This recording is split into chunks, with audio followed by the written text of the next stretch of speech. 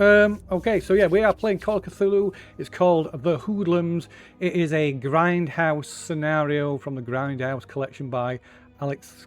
I always call him Guillotine, but that's not his name at all. It's I can't pronounce it.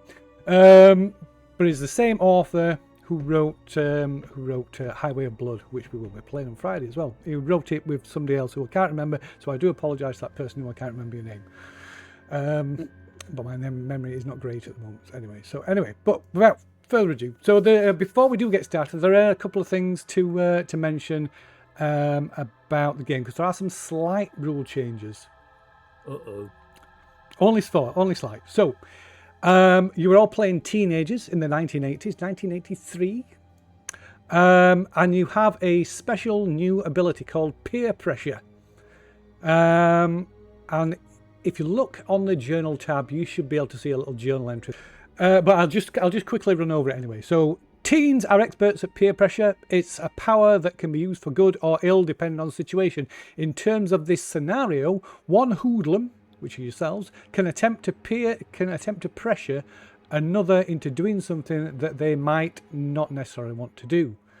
This requires an opposed power check. If the target wins, they resist the pressure, but if they lose, they give in and do what the other person dared them to do, within reason, of course. You are friends after all. The keeper must decide if the one being pressured would reasonably do the thing. For example, doing something that would almost certainly get them badly injured or killed would certainly not be even considered. On the other hand, simply going into a dark, scary room is certainly something that one teen would pressure another into doing. Okay, so everybody can do that to everybody else. Also, if you look at your character sheets on the back story tab, you will see at the bottom of the page, you will see that each of you has a special ability that is unique to you. So, for instance, the goth that is being played by Angie, Doris Doc Thompson, takes only half sanity loss from seeing dead things, because, of course, goths love dead things. Unless it's one of the... I actually read that. I actually read my sheet. That's it. I'm marking this day down on the calendar. So apart from friends, apparently she doesn't like seeing her friends dead. So that's always good to know. But you've each got a special ability which you can tell us about shortly when we do the character introduction. So everybody knows how to play Call of Cthulhu. So we'll just crack on, shall we? I don't want to tell you all the secrets. That would be bad. Radio. So let's change the scene then.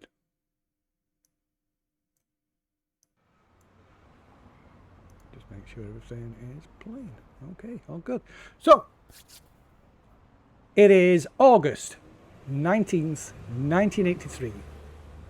To the average 70-year-old high school student, summer vacation is, without a doubt, the best time of the year. This is especially true for the cast-offs, those who sit alone in the cafeteria, spend their free periods secluded in the library, and take the longer way home to avoid notice. In rare cases, these loners can find each other, forming tight bonds akin to those between soldiers in battle. Together, they seek the escapism of horror movies, fantasy role-playing games, heavy metal music, and sometimes drugs. They want to be free of the anxiety and anger that burdens them in the real world. The Hoodlums are one such cabal, and they have just broken into Worcester's Union train station to smoke weed, drink cheap wine, and crank up the tunes. They plan to stay here all night and have used the tried and true method of each friend asking to stay over at another friend's house, which is particularly effective in a city where none of their parents really know each other that well anyway. None of them, however, suspect that they are being watched. Somewhere in the depths of the abandoned train station, Alice Cooper's School's Out blares from a massive boombox sitting atop a pile of rusted structural beams. A fire burns in a steel drum that carves out a small island of flickering light from the near-perfect darkness. Sitting around the fire are 5 teens, repurposing some old office chairs salvaged from one of the dilapidated offices on the way in. Near the edge of the circle, the ruins of an old oak bench provide the fuel for the fire, and another bench holds 8 bottles of various cheap wines liberated from the back of some closet of forgotten Christmas gifts. So, as the music kicks in, at this point, we shall have all the characters introduce themselves. So if you want to volunteer, tell us a little bit about yourself, what you look like, what you think of your fellow hoodlums, and also tell us what your special ability is. Okay. Silence. I'm obviously Doris Thompson, or my friends call me Dot. Well, friends, I mean, I'm a bit of a goth, I'm a bit aloof. What, friends are friends, or are they? It's one of those things. I like to wear wild hair, brown eyes. I've got very heavy black makeup around my eyes and nail polish. I'm dressed all in black. Black Panther, army surplus boots, etc. I like to write stories on my typewriter at home. I'm absolutely obsessed with the occult. And I do like to go to my D&D club, where I play a magic user. I'm quite obsessed with certain things like dead things and bones and road. And my special ability, as you heard, I only take half sanity loss from seeing dead things, unless it's one of my friends. But I'm not quite sure what my friends are. Okay. So really that's Doris Dot. Okay, who's next? I'm next in line, so I jump up. My name is Dylan Walters. I'm 17-year-old, like the rest of the people, short black hair, blue eyes, pale complexion. I don't get out much unless I go off to I'm learning martial arts to try and bulk myself up a bit. I'm also a D&D player. I play the fighter in the group because I'm the fighter in the group. Yeah, so I'll be out there on the front line. If anyone wants to tackle with my friends, they got to get through me first. My special ability is grappling. One of the things that like me trying to learn some martial arts is learning is that I can grab hold of someone, but I can hold them in place and keep everybody safe from them. I do swimming. I've won a few medals and trophies. The girls love that. It's me really. That's about it. Can we turn Flea up a bit? Yeah, okay. I shall turn Flea up a bit. First time anyone has ever asked to turn me up. Let's crank him up. There we go. Try that. Radio. Right. So who's next? Is it me next? Go on then, Dave. In line, I am Leroy Days. Dave up. Dave up. Okay, Dave up. Oh, wow. We're turning everybody up. There we go. Above average height, skinny, those were the days, long brown hair. I changed it to an Iron Maiden t-shirt, because he listens to AC/DC anyway. And can I recommend the new Peace of Mind album? It's absolute corker, it's absolute banging tracks. I am apparently an outgoing extrovert to the point of being annoying. Nobody would believe, certainly the second half of that. And I'm always the first to step up if somebody's going to start trouble. And my special ability is, if any of my fellow hoodlums are threatened, I get a bonus dice for any action to protect them. Which is kind of cool. Cool. Excellent. And then we got Trousers. Which leaves me, Sean Olsen. I've known these jerkwads since first grade. Before they started putting on these affectations and everything. And I thought, what with Reagan doing all this sort of stuff with Star Wars and everything, we're all probably going to die, like a nuclear holocaust. So, I figured let's get together and fuck it, Don't worry too much about what's going on in school. We just like want to stay together, have chill, have fun, and put our minds somewhere else by getting this crazy D&D thing, which is like Dungeons and Dragons. So I thought it'd be really cool. Get all my friends together. We can play wizards and warlocks, and I can attack them with dragons, and we are just having a fucking blast. Tell you. But yeah, so summer holidays, end of the year.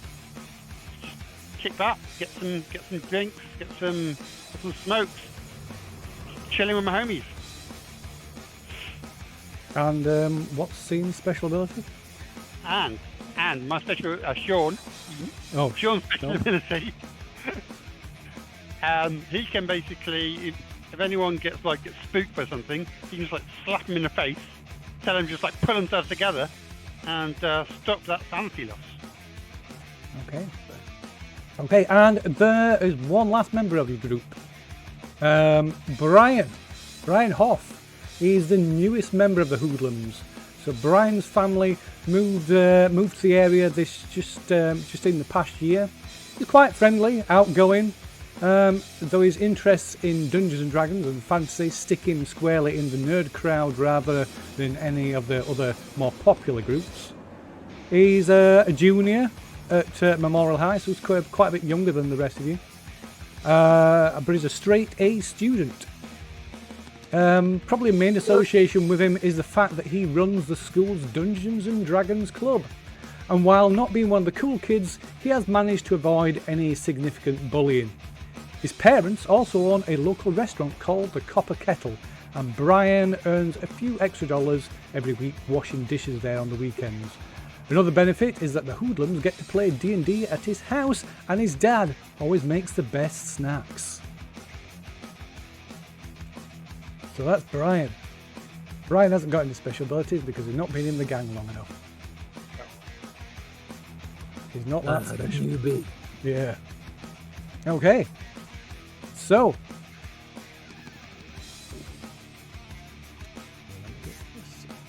Hey Brian, when can we use your place next? Because I got a really cool campaign. I want to get you guys running in. It's got this it's like a skeleton guy called Vecna, isn't it? I've been reading up on him, and it's going to be really cool. When can we use your dad's home again? Well, we can this weekend. I think tomorrow. Tomorrow, why not? If you guys don't fun it, tomorrow. So long as nobody gets a hangover. You guys free? Yeah. I'm free tomorrow. Sweet. Probably. Sweet. You guys are going to love this. It's an awesome campaign. I don't know, this Vecna sounds like a bit of a wimp to me. Oh, it's fine. He's going to walk in and take his gold. I'm going to get that new armor. It's the last thing I do. Yeah, well, you haven't got. You need to level up first of all. So Okay. you can't wear the armor you got at the moment. You need to kind of level up your strength. So. Yeah, weak. Need your strength up. Exactly. So, the cassette ends with a loud click, and someone starts fishing through the cardboard box of mixtapes while others get up to refill their glasses. Brian gets up and says, geez, I need to go and take a leak, and he heads off into the darkness towards the sewer drain that is the designated official toilet. A moment later, however, you hear the shrill screech of metal and a heavy boom, and then there's a terrified scream that's cut short, followed by a rather unsettling giggle. What? Fuck, is he falling down that hole? He's falling in the same I'll, falling in fuck? again, Where's Brian? I'll go and pull him out. I'll come with you. Oh, God. Man, how many times is this now? Okay, Get so... out the dilapidated old chair. Put the bottle back on the table. So investigating the noise, you find that the heavy cast iron grate that covered the circular drain in the floor has been wrenched out of place and cast aside. You suddenly hear Brian feebly calling for help from the sewer below, followed by a maniacal laugh and the sound of heavy splashing footsteps running away. The fuck? Yeah, Brian. Hilarious. Are the jocks hanging out down here? I was going to say, of the jobs. Dylan, do you hear around like us- the football team? Were they planning on coming down? What, the jocks? I mean, I'll, those strapping lads. Come on, guys, let's go fish him out, and I'll hop down the hole. Guys, it's not funny. It's not funny. Jeez, how are we going to get back out of there? Well, how far down is it? It looks about 20 feet. There's a metal ladder. 20 feet. Oh. Yeah, it's not a drop. Yeah, so there's a metal ladder. You can all make a spot hidden roll as well if you wish. Well, I didn't go over. I'm Ooh. going to wander over, lighting a cigarette. What you guys doing? Oh, okay. Well, Apparently I'm we're sliding moving. down the ladder. There's a cat down there. Quick, get down. I'm looking for a spot. Anyone bring a torch? Oh, look. Anyone bring a torch? I just stand there lighting my cigarette with a lighter. Cat's trying I to would catch the imagine if dice. it's dark in here, we'll Wow, have a torch. I made mine just. Wait, I've got to find my spot hidden. Bear with me. Spot hidden.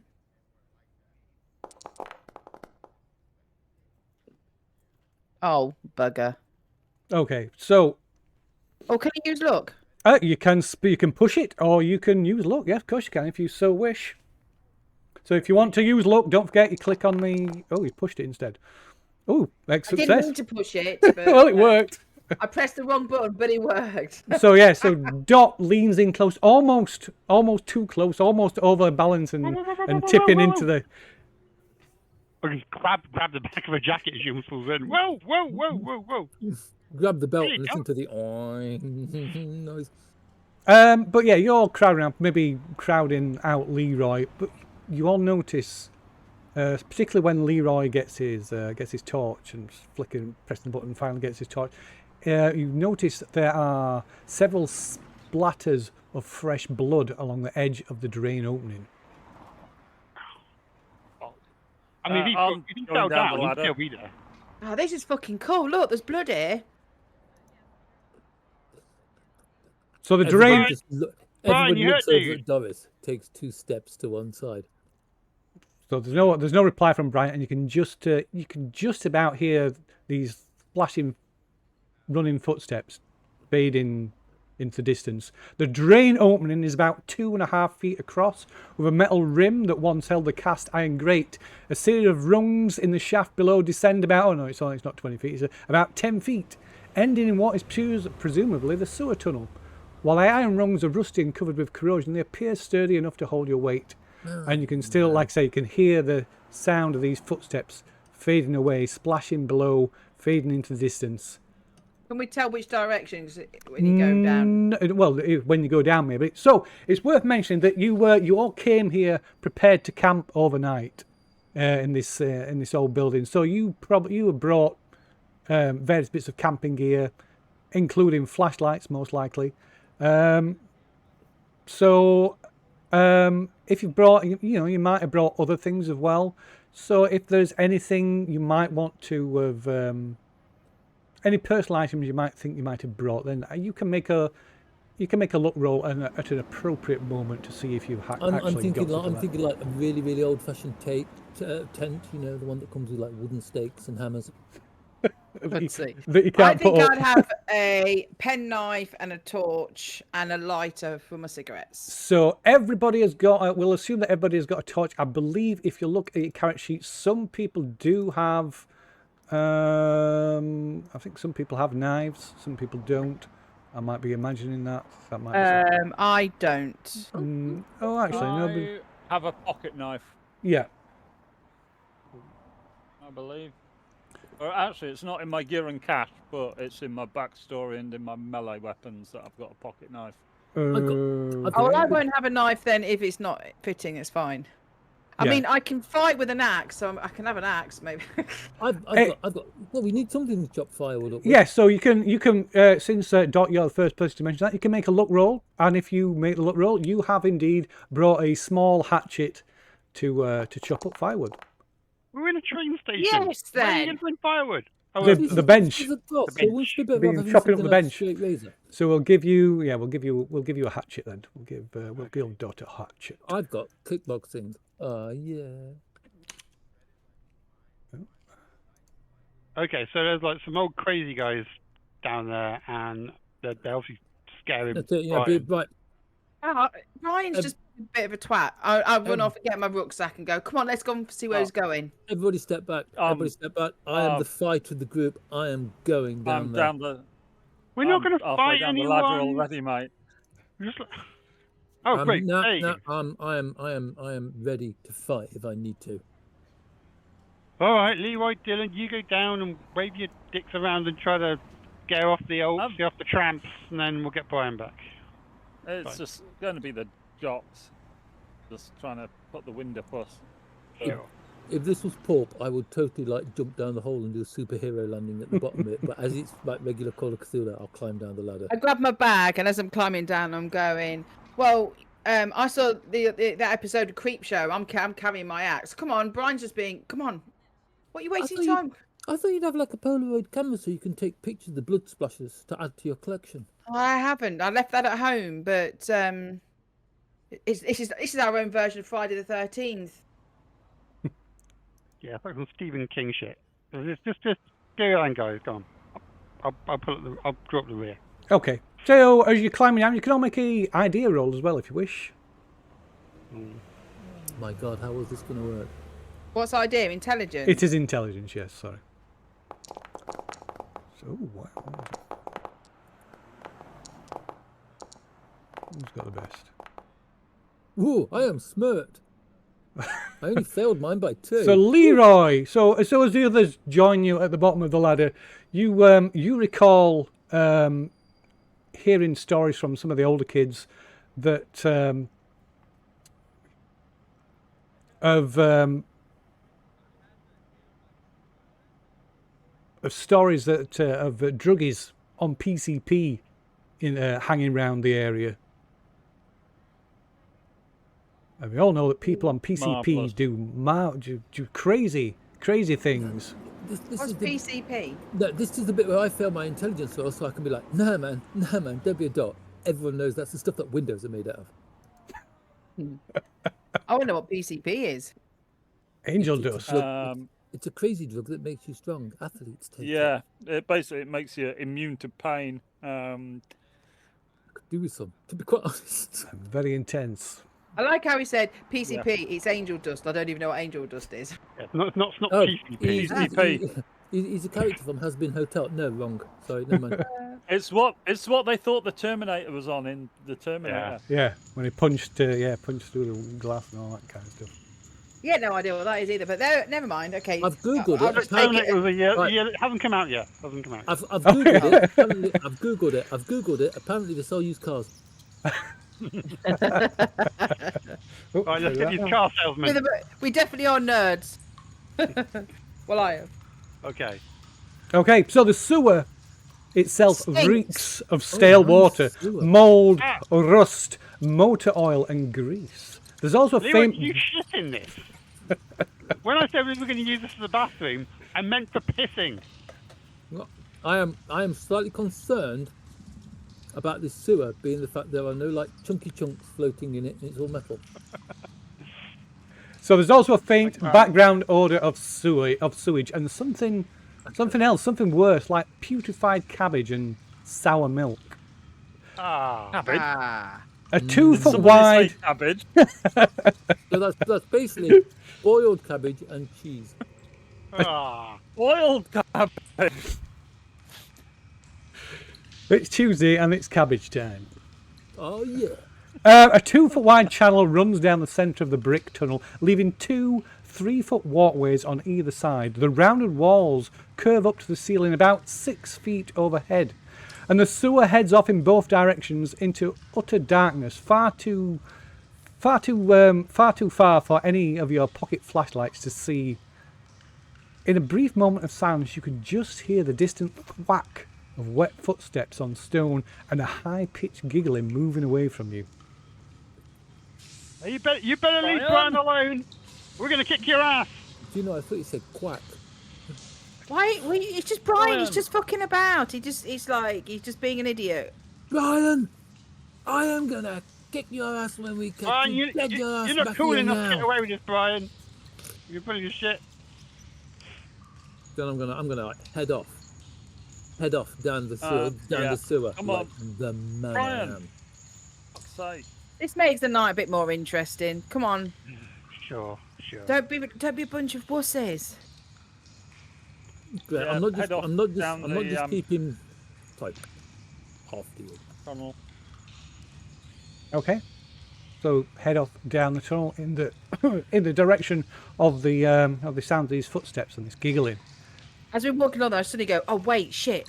Remember that film, Alligator?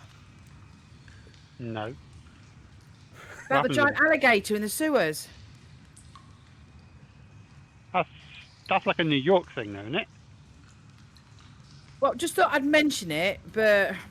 I mean, New York. I Yeah. don't think Alligators on alligator- I mean, PCP. I'm not- Cool. I'm no Animal Planet expert, but I don't think alligators giggle. That's a good point. That's a fair point. Fair point. But there could be one down here, so we just need to be careful. Sure. Okay, keep an eye out for alligators. But shit happens. Shit happens. Come on, let's start legging it, looking, shouting, Brian, you're knobhead. Dylan just rolls his eyes and keeps walking down the sewer, like scanning his flashlight across the walkway, up the walls, around the ceiling, being very careful where he puts his feet, because like white sneakers, man, in a sewer. Okay, so Dot said she was running. What's everybody else doing? I'm not running. I'm sauntering with my I'm- hands in pockets, sighing. I'm waiting for Dot to slip. Oh. I'm Yeah, not you gonna- should run in I'm- those boots. I got If- dots on. well- No, I ain't slipping anywhere. If she falls in the channel in the middle, I'm If forgetting Dot's I'm a running, I'll gentleman. keep up with her. Okay, I'm not going to let Dot run off on her own. okay. In which case, though, as Leroy and Dot head off in front of you, Don't get too far ahead. the beams Hurry from up, their Dot, flashlights swinging around in the darkness. Rubber. The surface of these walkways are quite wet and slick with slime and who knows what else. So, Alligator poo. I think we can guess what else. so Dot and Leroy, you can both make a Dex check. Oh, we don't need to start making all these rolls. No, we don't need... Oh, look at that. We've got 2. Oh, Leroy with a 2. Oh, and a 7. Look at that. Yeah, so them Oh, dots. no, it's fine. Okay, obviously the ground's fine. I'll start running, because obviously that's it perfectly. No, wait up, guys, wait up. parkouring it down here. Yeah. I don't mean to be No, like parkour's not been invented yet. I don't mean to be like an agent provocateur or anything like that, or cause any trouble, but fix. So combat boots must be paying off. Yep. Okay. Unless she treads on a nail and they start farting every time she Right steps. there. Right then, so Sean, you can give us a Dex check as well as you see it. So, Oh, yeah, he's it so seems gonna perfectly fall in fine, the poo. and run off after him, trying to catch up.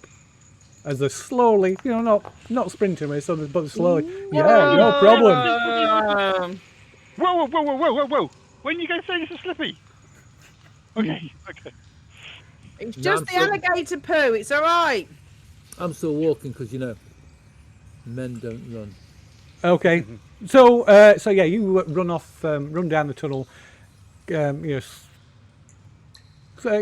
Getting further and further away from Dylan to the point you when you glance back, you seem to have gone round. You don't notice it. It must be like a gentle, subtle turn in the tunnel. And looking back, you can't see Dylan behind you anymore.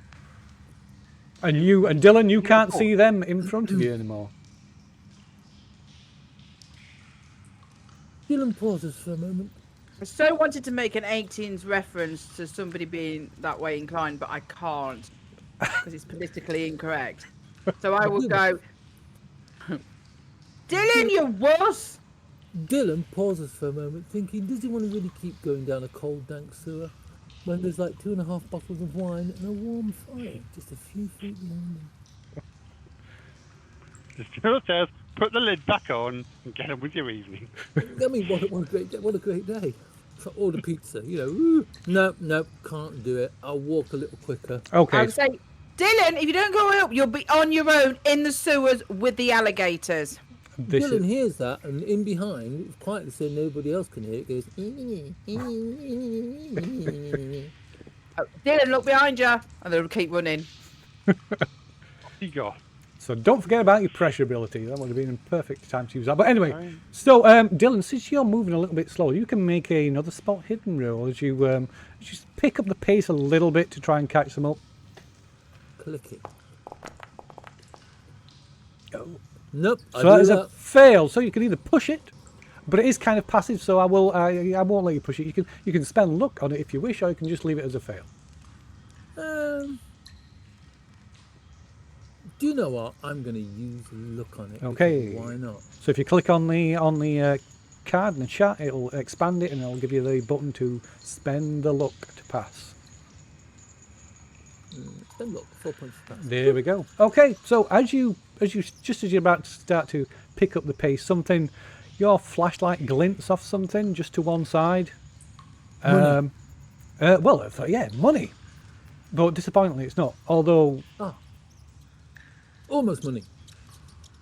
Although you do, looking down, you can, as you bend down, you can see it is a Zippo lighter. It's Brian's Zippo lighter. Brian loved that lighter. He wouldn't throw it away for nothing. Indeed, indeed, he did. Which means he's coming back for it. It's like, well, I will wipe it down. I will wipe it clean on my jeans, which are probably a bit grubby.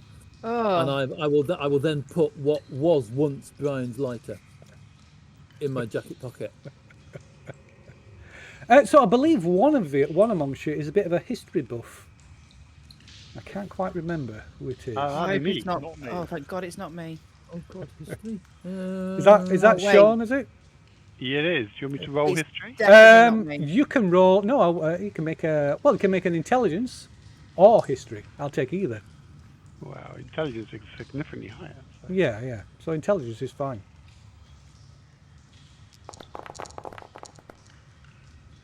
It's not fine, but I can spend 3 luck. You can indeed. Click on the card in the chat. It'll expand and give you a button to spend the luck. Oh, I'll just be doing money on that. Rather than doing it directly from the character sheet. We're click on the actual roll. Yeah. Click on the little spider. Where's spider? I'm being a fool. When am I being a fool? It's a spider. The little spider. It looks like a spider to me. It's above the number, above 58. I can click on 58. That'll do. That is very clearly a spider. Yeah, I think it looks like a spider. It's a spot mark. It's Brian's blood. It's actually a spider on sanity. No, not on your character sheet. In the chat. Oh. Right. There's a Shane Olsen, intelligence check 55, regular difficulty. Oh, there you go, right. A splat of Brian's blood. You got a button. 58. You got 4 buttons. One of them says spend 3 luck to pass. So you just click on that and it'll do the gubbins for you. Oh, there we go. I didn't scroll down enough. Okay. There we go. Okay. So whether you share this with anybody is up to you, of course. So you looking around, you maybe see some old signs, some old faded signage on the walls, or other markings. And you recall this must be the old Blackstone Canal that was like a major artery through the artery in the city for like transporting goods back and forth and from other places, but it was buried around the turn of the century, like built at this. It's one of these areas where they just built over the top of it. Guys, this is the Blackstone Canal. They actually turned the canal into a sewer and then ran it underneath the train station. This voice Kind of comes got from to admire the ingenuity. This voice comes from the distance behind you. Nerd!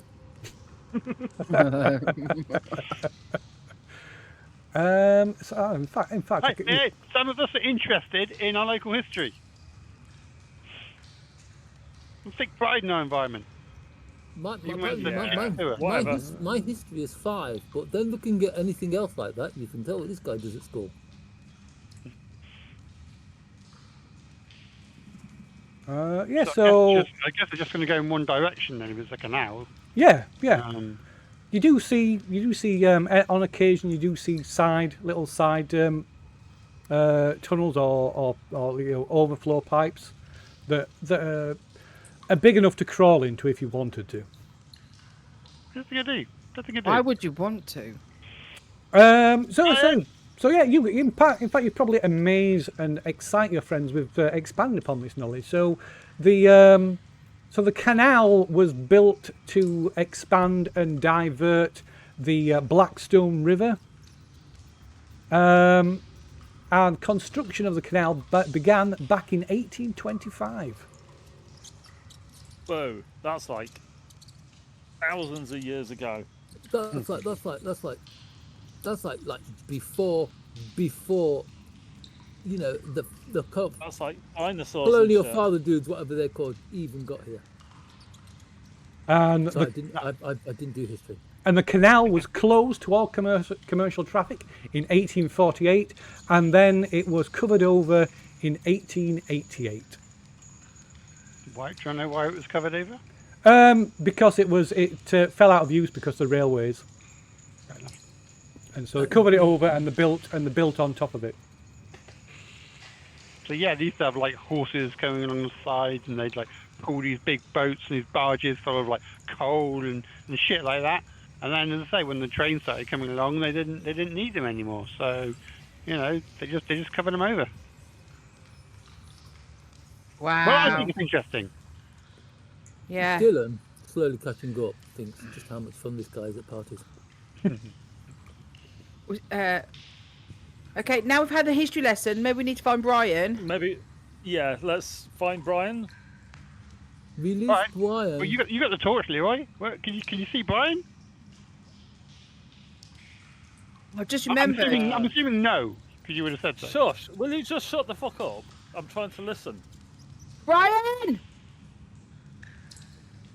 Okay, so Yeah, you, so as you sound- shout, your voice echoes back and forth up and down this sewer tunnel, and just know as your voice fades away, there's no response, and then perhaps somewhere in the distance you hear, Well, that's He- fucking Are you creepy. dicking with us, He Brian? is so dead when we get our hands on him. Although there was that, like, he obviously hurt himself falling through that grate. Or there was blood there, wasn't there? That was cool. Maybe he's banged his head. Yeah, and now he's off with Um, some PCP tramps. Yeah, but then again, this is Yeah. Brian we're talking about, so would banging his head actually make that much difference?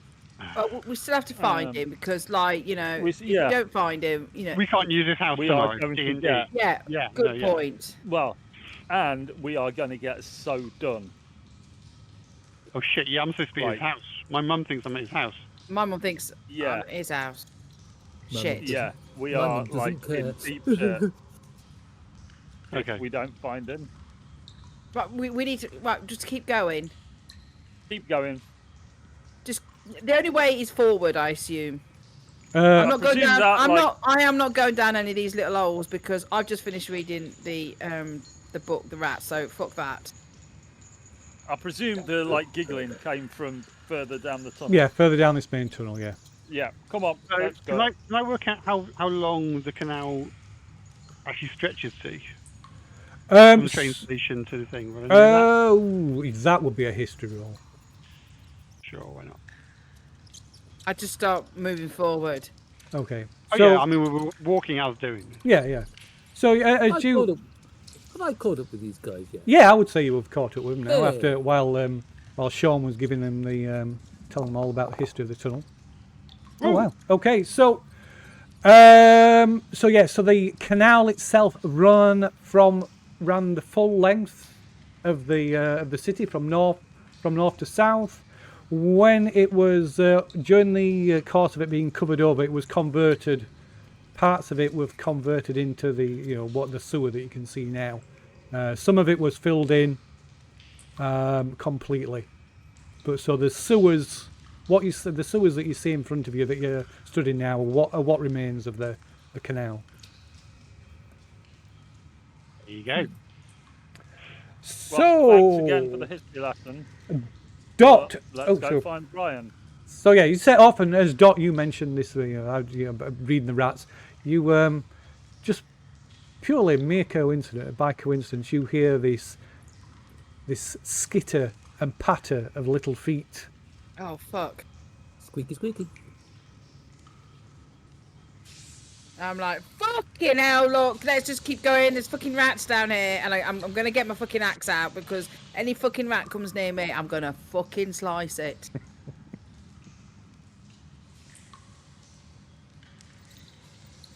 Okay, so you carry on going as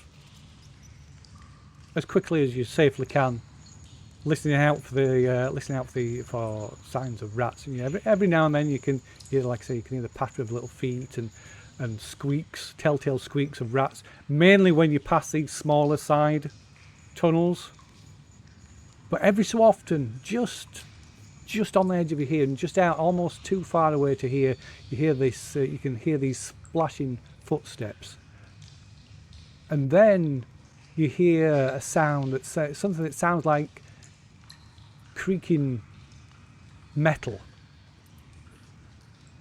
and a squeal of metal against metal. Okay. Ahead of Like us. another hatch. Somewhere ahead Can of you, we, yeah. um, You've been going about, I'll- probably I'll- going about half a mile so far, you guess. Can I Come on. make a navigate check to work out where I think we're underneath? Ooh, Have we got 10% chance? yeah, you can, but that would be even with. I know it's unlikely, but it would be with a penalty dice as well because you're underground. You've got no point of reference. Other Well, than, we've got it's a straight direction. yeah, well, it hasn't. Looking back, you can see you've not. It's not been completely straight. It has. You've gone round. It has bent and curved, but it's perhaps so subtle that you haven't when noticed they ran it. off, they did disappear around the corner. Yeah, but yeah, by all means, no. Oh. Okay, fine. Come on. No clue. All right. But you've Come only on, guys. Hurry it up. you think you've only gone about. You can't have gone more than half a mile, so you're not too far from the station, from the old station. Okay, so they've taken him back up a ladder and he's gone and they're gonna, Well- I don't know, wedgie him and leave him in a bush or something. Well, hurry up, and I'll set off running again. Okay. Sure. So about a minute later, you come onto a long straight stretch of the tunnel. Because way beyond what your pitiful light from your little torches that you've got.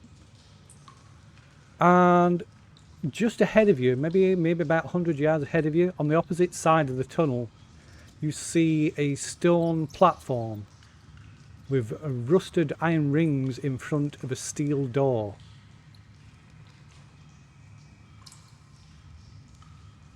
A platform. Is the door shut? I take it. The door is shut, yes. Oh, is there any blood on it? I'm gonna pop. Oh, you're too far away to be able to tell. Oh, we've lost Oh Charlie. right. He'll be back in a sec. What's happening there? Oh. I bet that's where he's gone, and I start running towards it.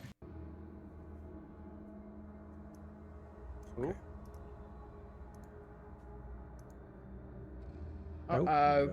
Oh, we need torches. Let me give you torches. Whoops.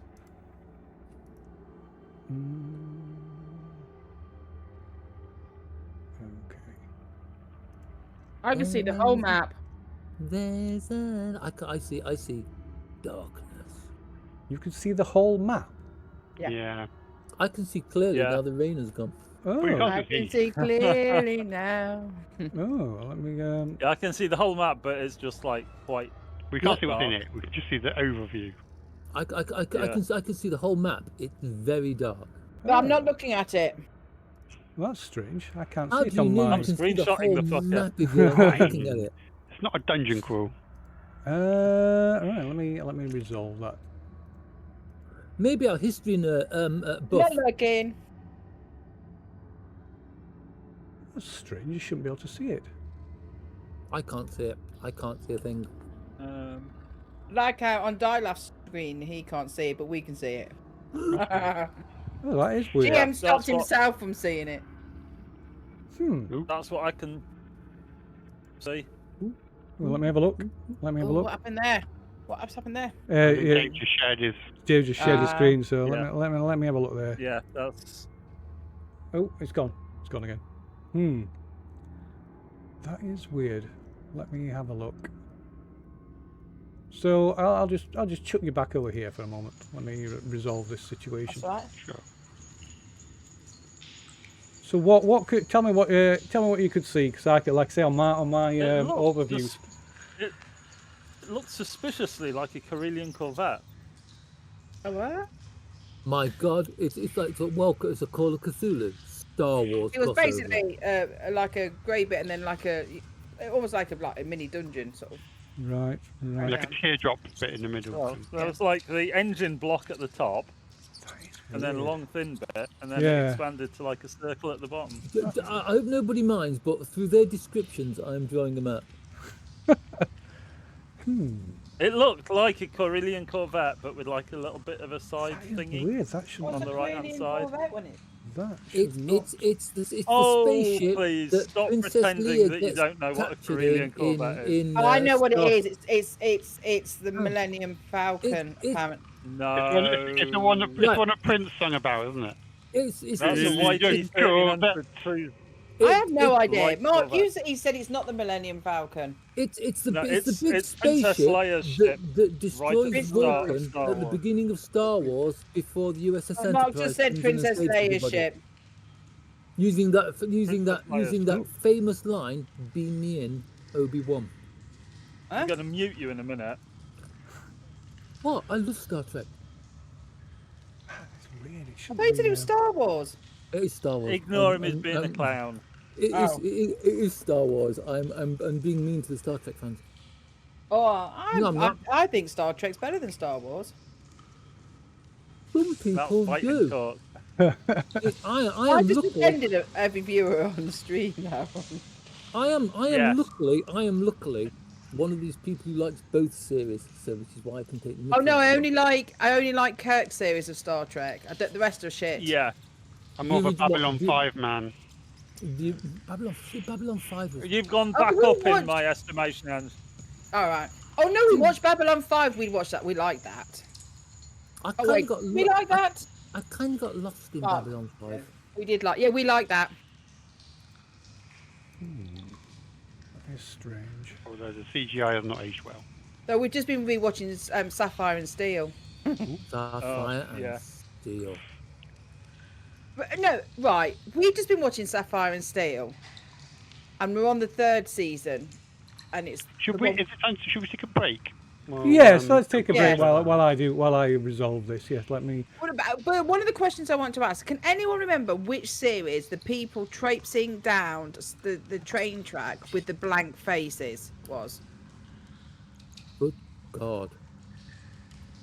Well, there was a Doctor Who episode where It's for Doctor Who. where he had the episode. tiny TARDIS, and they were the people in the graffiti. No, I've got this. I need to Google it. We'll Yep. take a break. And I'm going to Google it. Radio, we'll be back.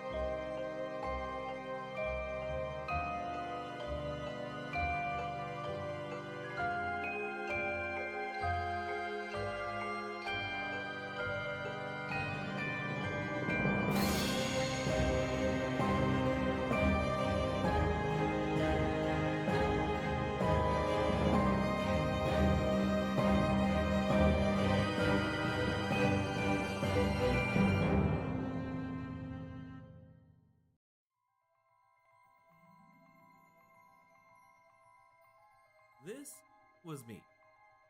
Well, not really, but you get the point. I always loved stories, and not just the fonts and pictures, but the heroes and settings that they painted in an extraordinary light. I always loved cracking a new book and learning what villain would be vanquished by an unsuspecting hero.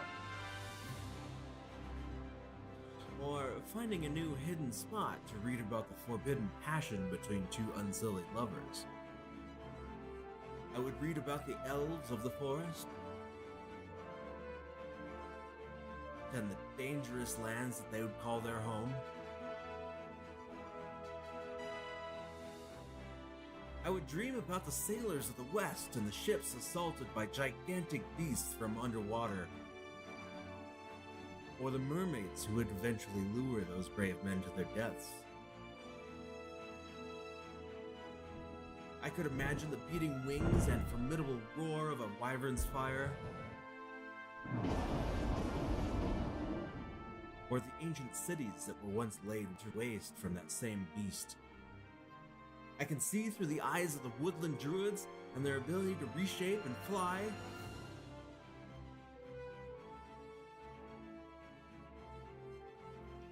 I can feel the heat of the blacksmith's fire, while the clerics are doing their work in the camps of battle. These stories are not just read, they're imagination. So hold steady and let me tell you a story of Dungeons and Dragons.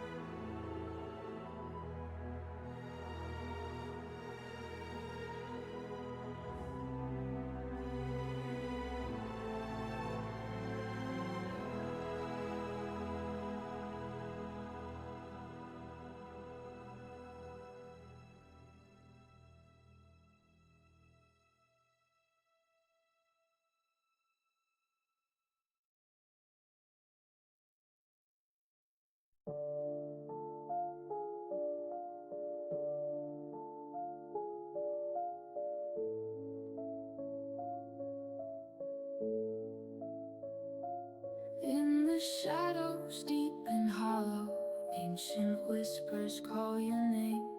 Secrets buried far below. Can you feel the creeping shame? Figures move in fog and night. Voices echo from the past. Sanity begins to slip. Will this moment be your last? Call of darkness, call of dread. In your mind and in your head, mystery pulls you to the edge. Grasp the truth or fall instead.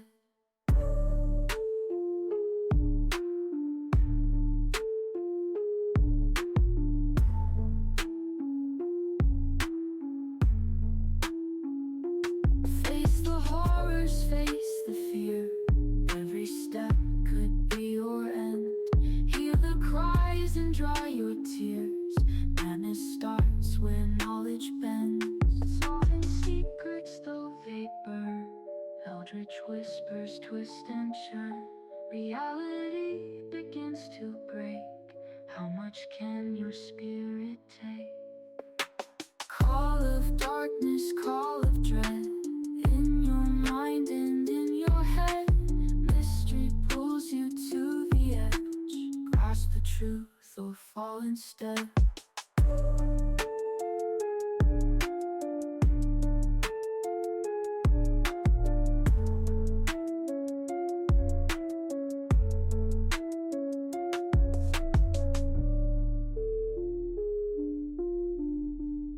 Yeah, tell us unexpected. No, but I just googled faceless soldiers on a platform and nothing came up.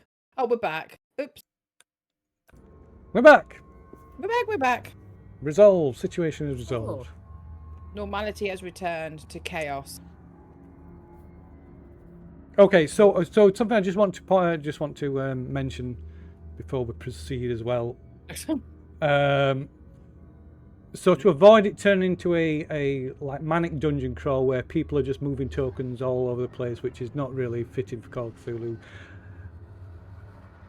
I will move. I'll move. Just move place the tokens to show where you are. That's fine.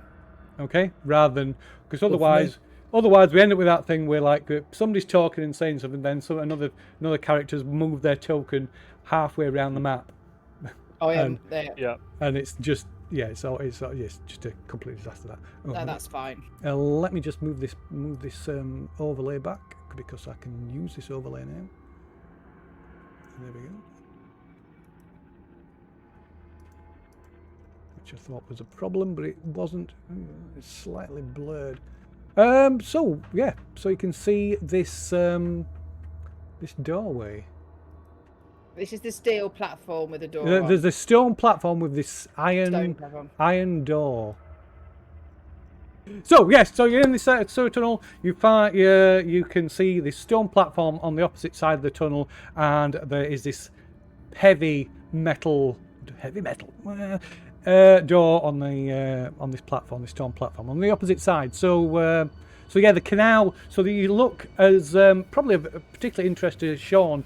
You look to be in the canal proper now, as the watercourse has widened significantly. Is much wider here. Can we get across? do you Does think? it still continue? It does. Going down the canal. Yeah, it continues. Yeah. Wait, this isn't. Can we get across? Isn't this like channel in the middle like 2 feet wide? Not anymore. No. How wide is it? It is about 15 feet wide or something by the look of that. It? Well, How I far think- back do we need to go to it so it's jumpable? Who cares? It's jumpable. You probably have to backtrack a few minutes to get Your back. mum is going to have to like wash your pants. I am not getting in that shitty water. So yeah, it's about 15, 20 feet across. How? No, I've just recently read the rats. I'm getting in that water and alligator. That's deep enough. I'm going back. She's also read Piranha, so not. I've not seen a that on chance. TV. Yeah, that was a terrible film. Well, you're going to get piranhas in this water. So. You never know. They're like clean water. Killer goldfish. Who knows what they flush down? Rats. So do we? Okay. Like, show of hands. Who thinks that Brian's gone through that door? Well, we heard the noise. We're going to have to try the door. So Yeah. Yeah. Fine. Okay. So we go back to where it's thinner, cross over, and then come down again. It's Brian. He's messing about. He's trying to make himself look cool. yeah, we've still got to go. We have to check it out, and but I'm not going through that shitty water. It stinks. It's full of rats. One of you can go. Dylan, you go across. Try the door. Then, if the door don't open, then we can keep going. Literally 100 yards back. My It's like 2 feet mum across. will blow chunks at me if I go in there. Well, stop being a knobhand about it all, and let's go back, jump over, and go up the other side. Do you want to do that? You want to backtrack? Okay. I'm not being a knobhead. I'm just saying that when we found Brian, I'm gonna beat him up. We still need his dad's house. He's our mate. And that as well. And you know what? If this is a joke, it's kind of cool. I start walking off, and I light another fag. Stop being cool about half an hour ago. The most ungoth goth I've ever met, honestly. Okay. Okay, yeah. So we go back across and then go down. Back. Backtracking. Okay. So we'll say that. So you only have to backtrack maybe a few minutes, if that, and then yeah, come back down there. Actually, I think they're probably on the walkway on one side, but we'll say that's what's happened. So yeah, it takes about maybe 5 minutes in total. There we If go. that- We're at the door again. Anyone want to open it?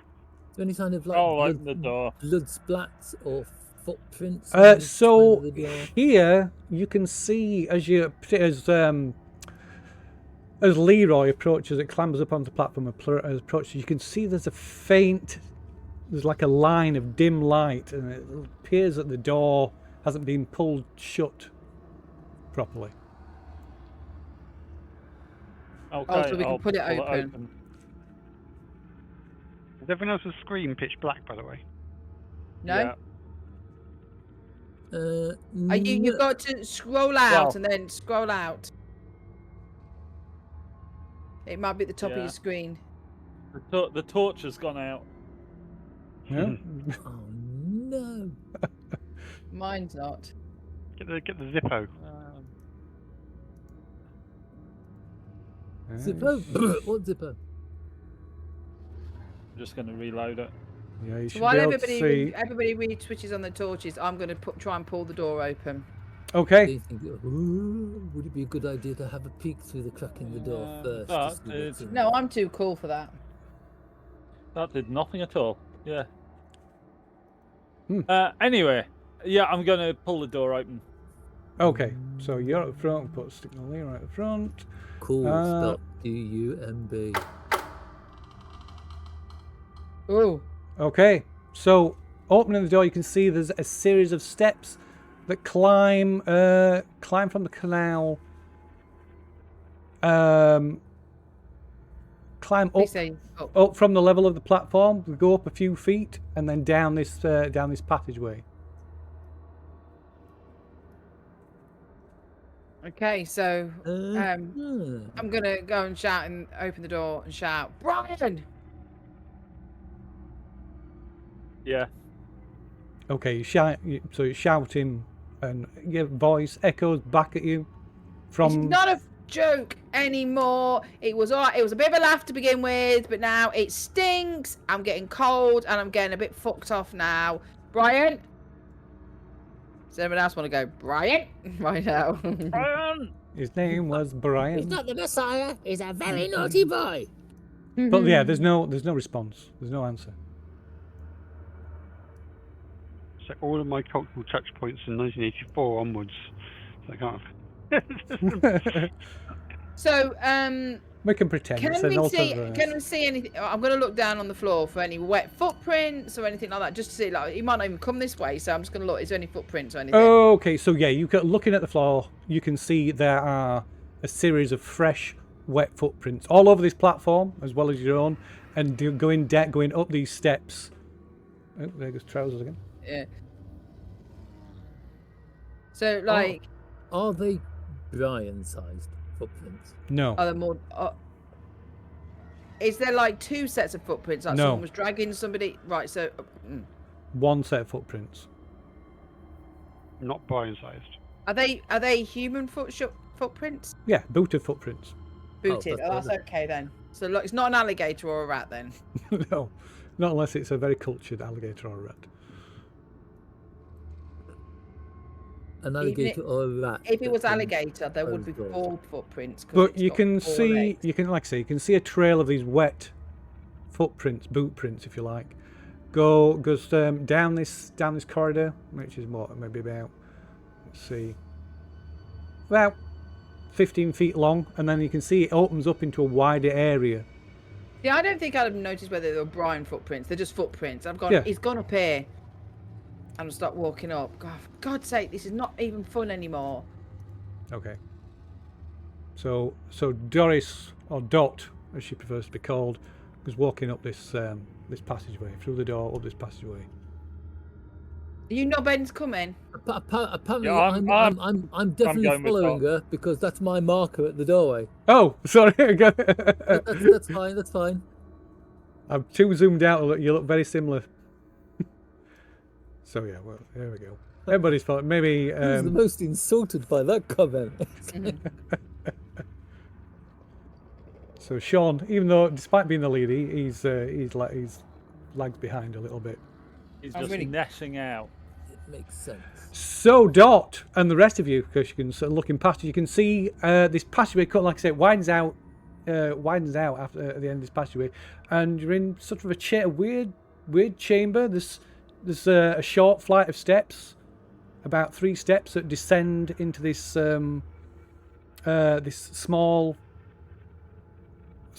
recessed area in the at the bottom of the steps, and you can see either side there's what look like metal grids, metal drains, and then there's 3 more steps that go back up, taking you back to the same height, and there's another door there. Found him? So if Has that door been opened at all? it is closed. So if it just to Has it have a visual got like representation. any evidence of scratch marks on the floor, or? I was down here, You it's can very see easy to see these wet footprints go through this door. through the door. Yeah, From that point. beyond the door then, if you like. I'll open the door. But yeah, that's a little visual representation. What I mean, so it's like there's a steps that go down, and it kind of there's like a recessed bit at the bottom with these drains either side, and the steps go back up again to the door, to where the door is. If that makes sense. Yes. Yeah. So there's a dip Yes, there's a dip. with a pair of grapes. Yes, looks like Kind of drainage. like It looks like drainage essentially. Kind of like an overflow kind of thing. It could well be. That would make sense. Uh-huh. I will stop and I will say, I've watched plenty of horror movies. I'm not walking on that grate. Yeah, the rats are going to come out the grates the moment we get in there. I'm just Yeah. going to walk through to the other side then. I'm going to scoot round the edge, kind of thing. Yeah, can you get round the... Yeah. Walking over grates is never a good thing. The Yeah, so the- 80s was a Yeah, classic but the crisis, conundrum, horror story where the- everything the- went wrong. the and all the grates are the grates are the bits running down the side. there, Yeah, the middle grates of are the- concrete. Yeah, Is that concrete in the middle? yeah. The grates, these black bits at the side. That's fine then. I will walk across the middle. There's no way I'm walking across grate. Okay. No.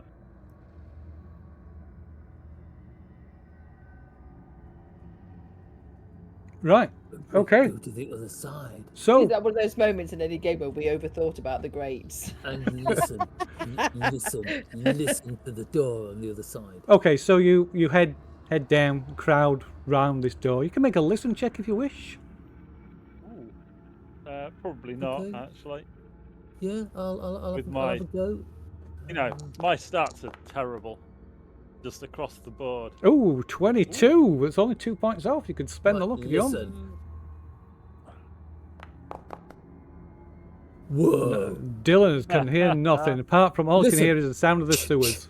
Listen, what's that smell? Okay, I'll... where's my No, look? I've got Click a on it. listener There you for go. it, and I still gonked it. Okay, so you can hear music, Leroy. What sort of music? Old people's music. Oh God! Old people's music. Ugh. Yeah, granddad's music. It's long way to Tipperary. Possibly. Is it quite close, or... It's really quiet. But then that might be because this I door, can- this door is like another heavy metal door. I can hear... Can you not hear old people music? Like, really uncool. Like, Well, from like the Beatles and 70s and shit. It's like what you mean, like Elvis? Yeah. Oh no! No. Help me, can't help me hear get this anything. door open. Help me get this door open. That was Mum's the always ring playing the on carpenter. door. This is really becoming I'll, so shit now, and I'll go and help with the door. Okay. Ooh. Dun dun dun dun. So just beyond the door, you can see a wide, sort of shallow entry hall or antechamber, and then a larger hallway beyond that, which appears to be like hung with drapes or something. I'll go. Oh, but history Bob. Boff. History Bob. That's where that came from. What? What is this room? What is this? Brian, I am so cleaning your clock when we find you. I don't know. I mean, maybe like some maintenance thing for the sewers. You know, some pumps, make sure it all works properly. I don't know. What's in this room? In the room immediately beyond the door, nothing. It appears to be quite empty. It looks so the brickwork in here looks different to that of the sewer and the canal. In fact, there looks to be remains of like patchy remains of old plaster. I mean, I don't give a shit about things like that because I'm a teenager. Can we hear the music a bit better? You can, so you can all hear this faint. You can't make out what it is, but you can all hear this faint strains of music. So you can off to your left over this side. You could just make out another small metal door over here. So we can hear the music now. Yeah, Is that sort of where the music's coming from? No, it seems to be coming from the hallway in front of you. So we follow the music. Well, this is a little bit creepy. I mean, this is just like, you know, I get my axe out. I've still got my axe. I'm like, this is not even funny anymore. I mean, it might be really cool if we find some dead bodies in there, you know, because they've been stuck down here for years or something. So what are you doing? We might. There might be a really weird ritual going on back there. And maybe they're using Brian as a human sacrifice. Or we've just come out in the basement of a municipal building. One or the other. Yeah. Just no fun. Jeez. Someone's been reading far too many really bad horror novels. I think we follow the old people music, if nothing else. Maybe like some old caretaker or something. He's like, listen to it. Maybe he's seen Brian. Maybe Brian hurt himself and he's sat with this guy having a coffee, waiting for us to come and get him. Or maybe he's wearing Brian's skin of his face. Oh. Okay, yeah, sure. You heading in then? Yeah, we're going to see something cool, whatever. Okay. So she has this daughter some. I mean, seeing weird Brian drinking a fantasies. coffee with an old man is not particularly cool, but it's what I want. Yeah, in the circumstances, it's the best option. Yeah, but having your face worn isn't particularly cool either. Okay, so you all sort of file in through this doorway, and as you step through this doorway, Sean, you hear a click, and suddenly two heavy cage doors slam down from the ceiling, sealing the door off behind you. Oh, piss. Oh, What did you touch? What did you touch? Sure. And you hear a faint giggle. I'm standing there with my hands in the air. Wasn't me. I haven't touched anything. Anyone? Brian, this is not even funny anymore. You're such a knobhead. Do you really think Brian could do something like this? Well, we don't really know. We don't really know him that well. The only thing Brian's got is rich parents. Look, this might be under his house. This might be the cellar to his house. Maybe his mum and dad are going to eat us. There's more blood on the floor here as well.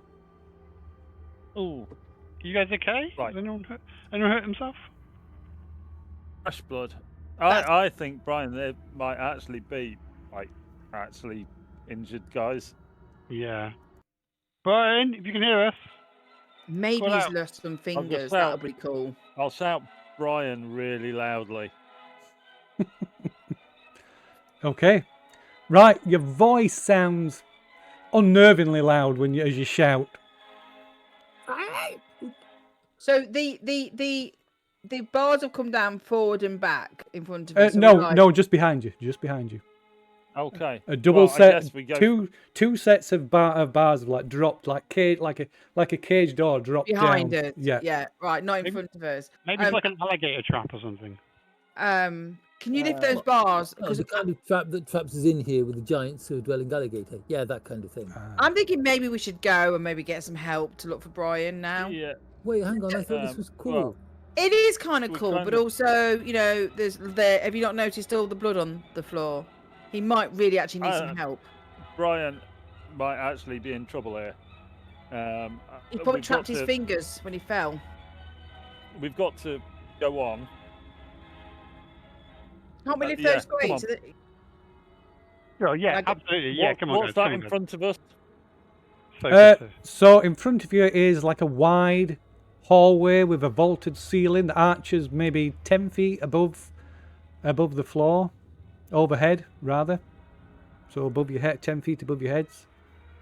And the walls are obscured with what looks like drapes and old rags hanging from hooks, lining the walls. Okay. Any doors? No, you can see there is maybe at the end of the hallway. It looks like there's possibly 2 corridors leading off, and there's also a large, heavy purple drape with some kind of pattern upon it at the end of the hallway. Well, I think we've got to carry on going. So head up to the end. Okay. If nothing else, we might be able to see which way if there's any So I'm gonna dump all the tokens on top of each other. footsteps or blood going in a particular direction. Okay. I mean, is there like a trail of blood, or is it just It like? is There's- really nice of Brian to bleed for us. So as you keep checking the floor, there is like it's not loads of blood. Every so often you see spots of blood on the floor. I think we should. And as you walk Sneeze. into this hallway, you realise that these drapes or these bits of rags that are hanging from these hooks that line either side of this hallway conceal something far worse. There are these 70s desiccated wallpaper. corpses Oh, hanging fuck. from hooks, draped in these tattered sheets. Oh. Corpses of Not cool, guys. people or rats or Uh, alligators People, dozens of them. They're not. Or... Okay. Exhausting. All right. We're in some Very kind of like real. theatre basement and needed props or something or it's just That's so cool. Oh my god! Because I am kind of like getting tired of like that's so cool by that. I'm going to see if I can pull one of their arms off, and I'm going to be like, claw, claw, towards Dot with it. how old do they look? So looking closer, the corpses are like desiccated, all shrunken and dried up. Features are almost impossible to distinguish. There's clearly, but enough that you can tell there's some women, some men, and even a few small children. The clothes are rotten, but even a high school students like yourself can see that these clothes are very old-fashioned. So like in France, right? They ran out of space in all the graves, and they all started like flooding when the Seine burst its banks. So what they had to do is they took all the bodies and they disinterred them, and then they put them underground in these like catacombs. And you can go there now, like it's really cool. I'm wondering maybe this happened like to people here when the floods started rising. It just What in Worcester? See, I think I'm really thinking this is really cool. Whereas you lot are like seeing all these dead bodies, and I think you should take a sanity roll. They will be taking the sanity roll as well. Yes. So Dylan, you annoyed with Dot, you like yank on one of these corpses. It's real. And as you do, you pull on one of them, and the sheet pulls away, and you see this you see a man, like I said, this desiccated corpse of a man. You can see he's got like this, like an old vintage. Even you can still see this like heavily waxed twirled moustache and a bowler hat still sat on his head, kind of like almost like a comical jaunty angle with his neck is kind of like twisted unnaturally to one side. But from here as well, as you cast your torch around, you can see towards as you further down the hallway, there's the last 4 bodies wearing modern clothes. You can see 2 women, a younger man and an older man, and they've all got what look like catheters attached at various parts on the body, and these tubes hanging down, and it looks like the fluids have been drained from the bodies. Okay, very much sanity rolls here, I think. Yes. Oh, we're in a mortuary. A sanity roll indeed. Although being kids and avid watchers of rather graphic horror films that are around at the time, you can have a bonus dice onto this sanity check as well. But Doris also only loses half sanity regardless. So if you fail the roll, you lose 1d6 points of sanity. Look at that! 2 90s! If you I passed anyway, and it's half anyway. So yeah, I'm just thinking this is the coolest thing ever. Yeah, made mine. Wow. I'm going to take one of the arms and like try and hit Dot with it. Why are they hitting me with arms off these things? And I'll use a leg. Do you have an intelligence roll to see whether you comprehend it or not? well, it depends how much sanity you lose. So you need to roll 1d. If you fail it, you lose 1d6. Sean failed, didn't he? The best I did fail. I got 2 90s with a bonus die. Oh, Get in there. If you pass, you lose 1 point of sanity, apart from Dot, who loses nothing.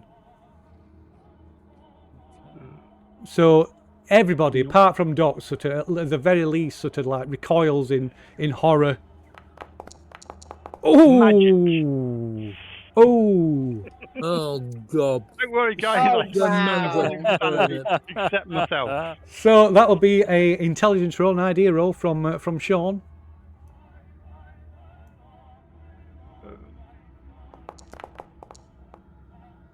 Oh.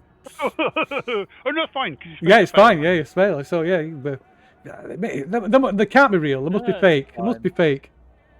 They must be fake. Okay. This is just some Nah, man. stupid It's prank.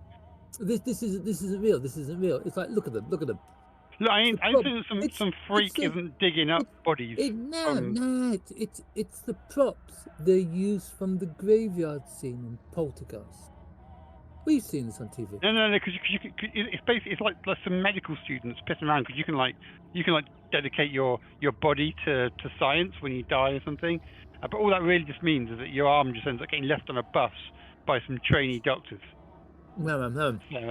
Look, I'll tell you. Everything will be fine as long as you don't walk into the light. I'm telling you. So at the end of the hallway, you can see there's doorways to the right and left, and against the back wall is a floor-to-ceiling dark green, not purple, dark green drape mounted on an iron rod curtain rail thing, and upon the drape is a hand-painted yellow ovoid shape in the centre with a series of lines and circles forming a complex kind of sigil. And the music is clear, is much clearer here as well. The old style music is playing Yeah. in the background. Fuck yeah. You I'm can just even gonna say fuck it, and I'm going to pull the drape across. okay. What's somebody else doing? Oh, I'm just following along because I think this is so cool. I'm just like waving. It's this just like random, really cool. I'm just waving this random limb at Doc, going. The best of it is I'll go. Yeah, it's so cool, isn't it? I'm probably you're probably more freaked out than I am about it. But it's like, this is so cool. Don't you think this is really cool? Nah, they're just some old Right. Hollywood stuff that's been stored. I there, think really. we need to find Brian and get the fuck out of here. And you say this as you pulling this drape aside. Oh, it's... Yeah. Brian, after this, and we've cleaned up, Brian is so buying us donuts. Let me just We're going to move go into everybody the down diner here. and we're going to eat the menu from top Seems to bottom. reasonable. Brian is paying. So let's So, move this drape I'm aside. a little rusty. Do I still lose a sanity if I get the You still- idea roll? Yeah, Oh, you still lose the sanity. It just doesn't it doesn't have like a bout of madness. That's all. Okay. Okay. You watch it. We'll go into this next room. There'll be like a fake flying saucer from Close Encounters. I bet you. So Leroy, with like a flurry, like a annoyed flourish, pulls back this drape, and it screeches. The rings screech as they drag them across this iron rod. Ooh. It's like And fingers on chalkboard. Yeah, So exactly cool. that. So behind the drapery is a large room with a high arched ceiling. The floor is a dark burgundy marble with veins of white. On the far side, atop a stone dais, is the statue of what at first glance appears to be a voluptuous woman in a floor-length robe, her hands held over her head. The illumination from your torches reveals that her breasts have open mouths where their nipples should be. A cluster of bloated roots or tentacles spread out from between her legs, wrapping around them and then gripping the dais. The statue Your mum, dude. itself is covered with greenish black fungal growths that cover the statue's face, erupting from her hands and filling every crevice. More disturbing is a wet pile of unidentifiable viscera that spills from a wooden tub in front of the statue like some ghastly offering. The stone walls of this room are painted with all sorts of terrifying images depicting blood sacrifices, rituals, and nude figures kneeling in supplication before an enormous, cloudy mass of what looks like tumours, with sections of the oily mist coalescing into horrendous body parts, rope-like black tentacles, mouths dripping black ichor, and short, writhing legs that end in black goat-like hooves. The thing appears to be birthing dozens upon dozens of dark, tentacled young. In between the images are strange symbols like writing, but this is no alphabet that any of you recognise. The mural seems to have a pattern, as if it was intended to be read from one side to the other.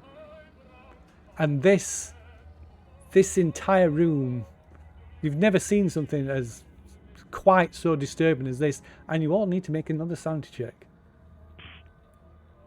Sorry, but I don't see any of that. The moment you got to the nude figures being a 17-year-old boy, boom, my eyes were locked. It's like the one about the Gorgons, isn't it? Oh, We don't look I at the face. failed that. Who's Oh, no, it didn't red? fail it because it's Who's half, red? isn't it? 40. I passed then. No, your loss is half, I think. I honestly, woof. Look at my extreme. Oh, my loss is halved. Oh, right, okay. Only from the Bloody previous hell. one, not this one. Yeah, I made my sanity roll. Okay, so if you pass this sanity check, you lose 1d3 points of sanity. I failed. If you fail, you lose 1d6. 1d. How about if you passed and then some knob-ends dice hit yours? 10 to a 7. 5. Oh, dear. I lose 2 sanity. I'm only one off my daily. Oh dear. Way. 4.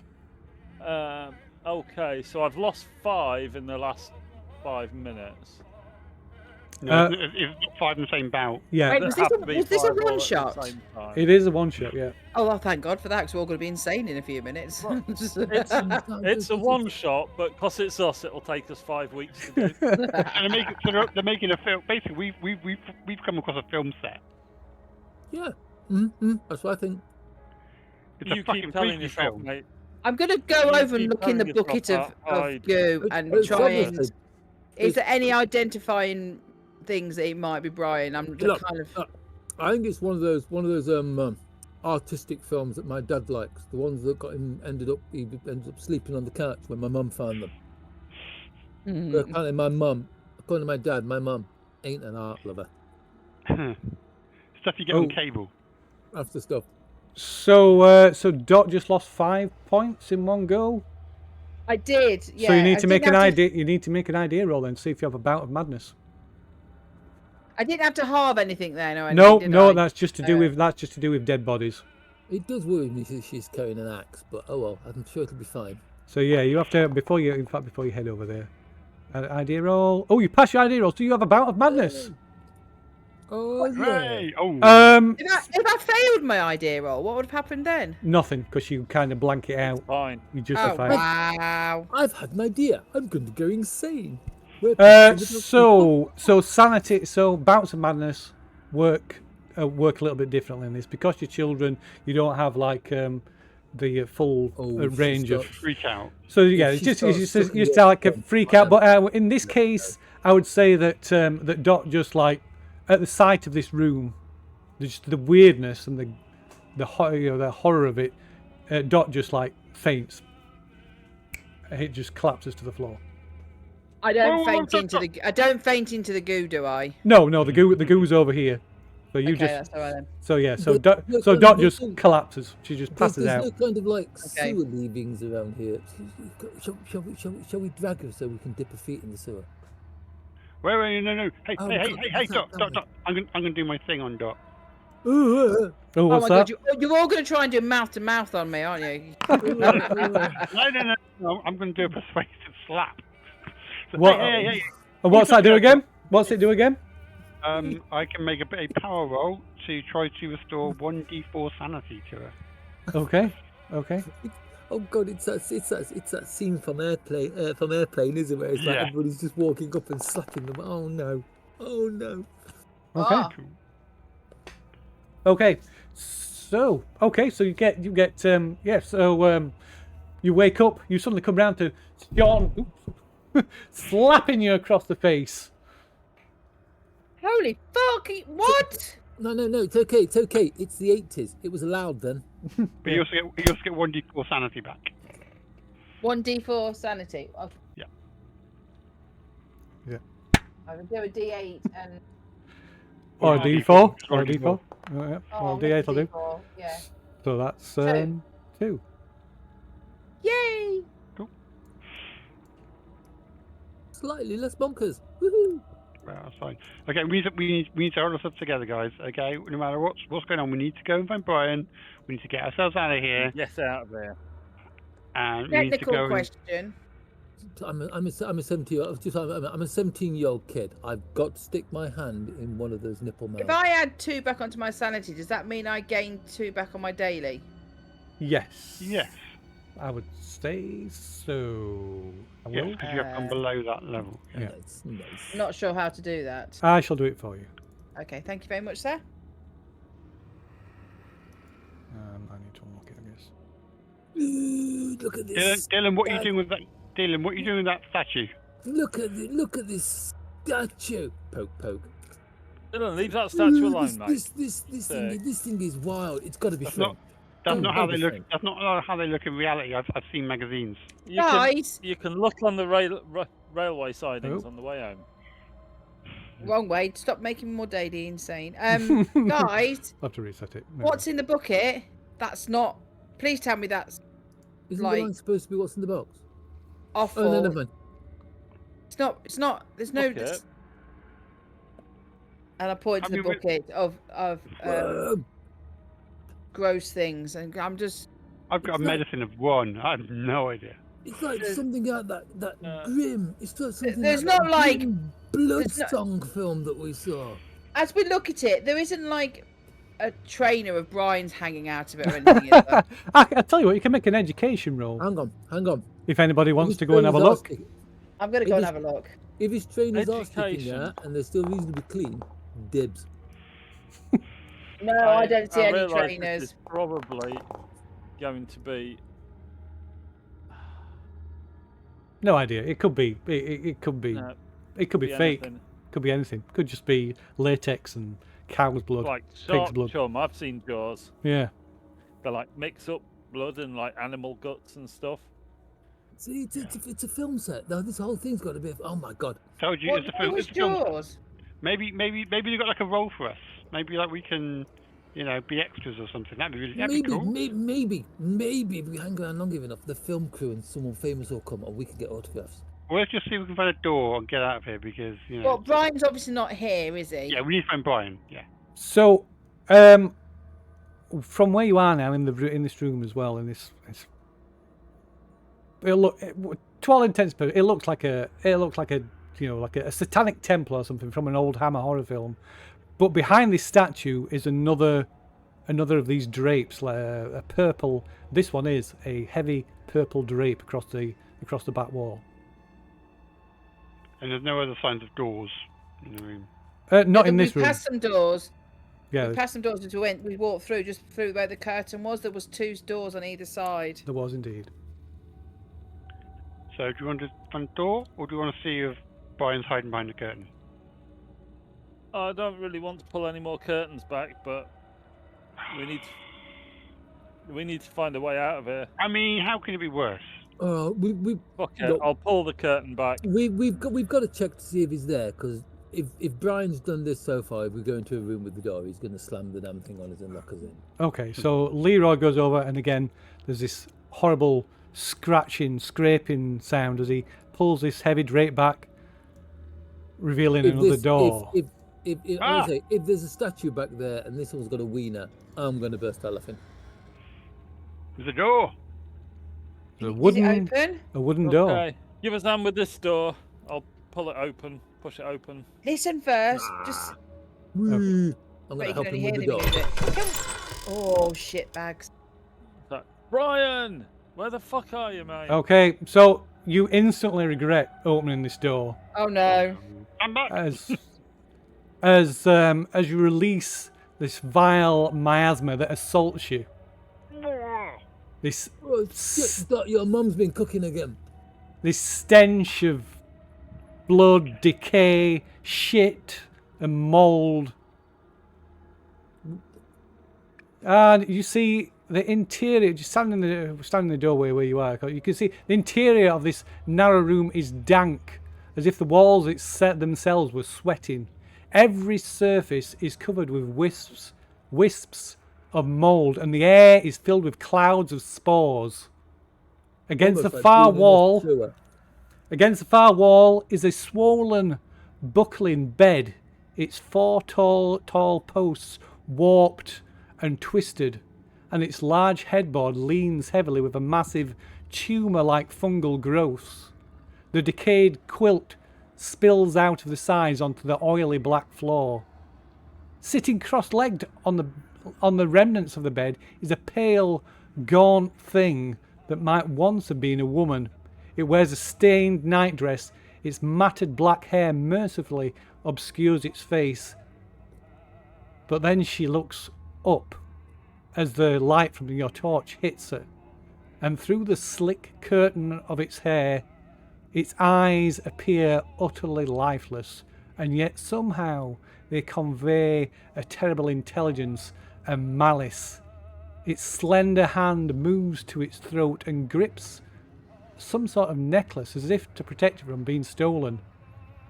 But before you can pay more attention, a scuttling sound seems to be coming from behind the door, and an instant later a small pair of hands reaches round the edge of the door, followed by a mop of rancid hair and a single corpse white eye peering eagerly at you in the doorway, and it giggles playfully as if playing a twisted game of peekaboo.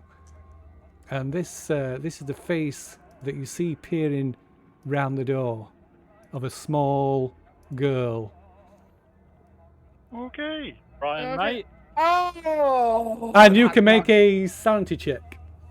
Shut I'm the not door, there. dude. Shut the door, dude. She's obviously just going to bed. And this is the woman that you see on the bed.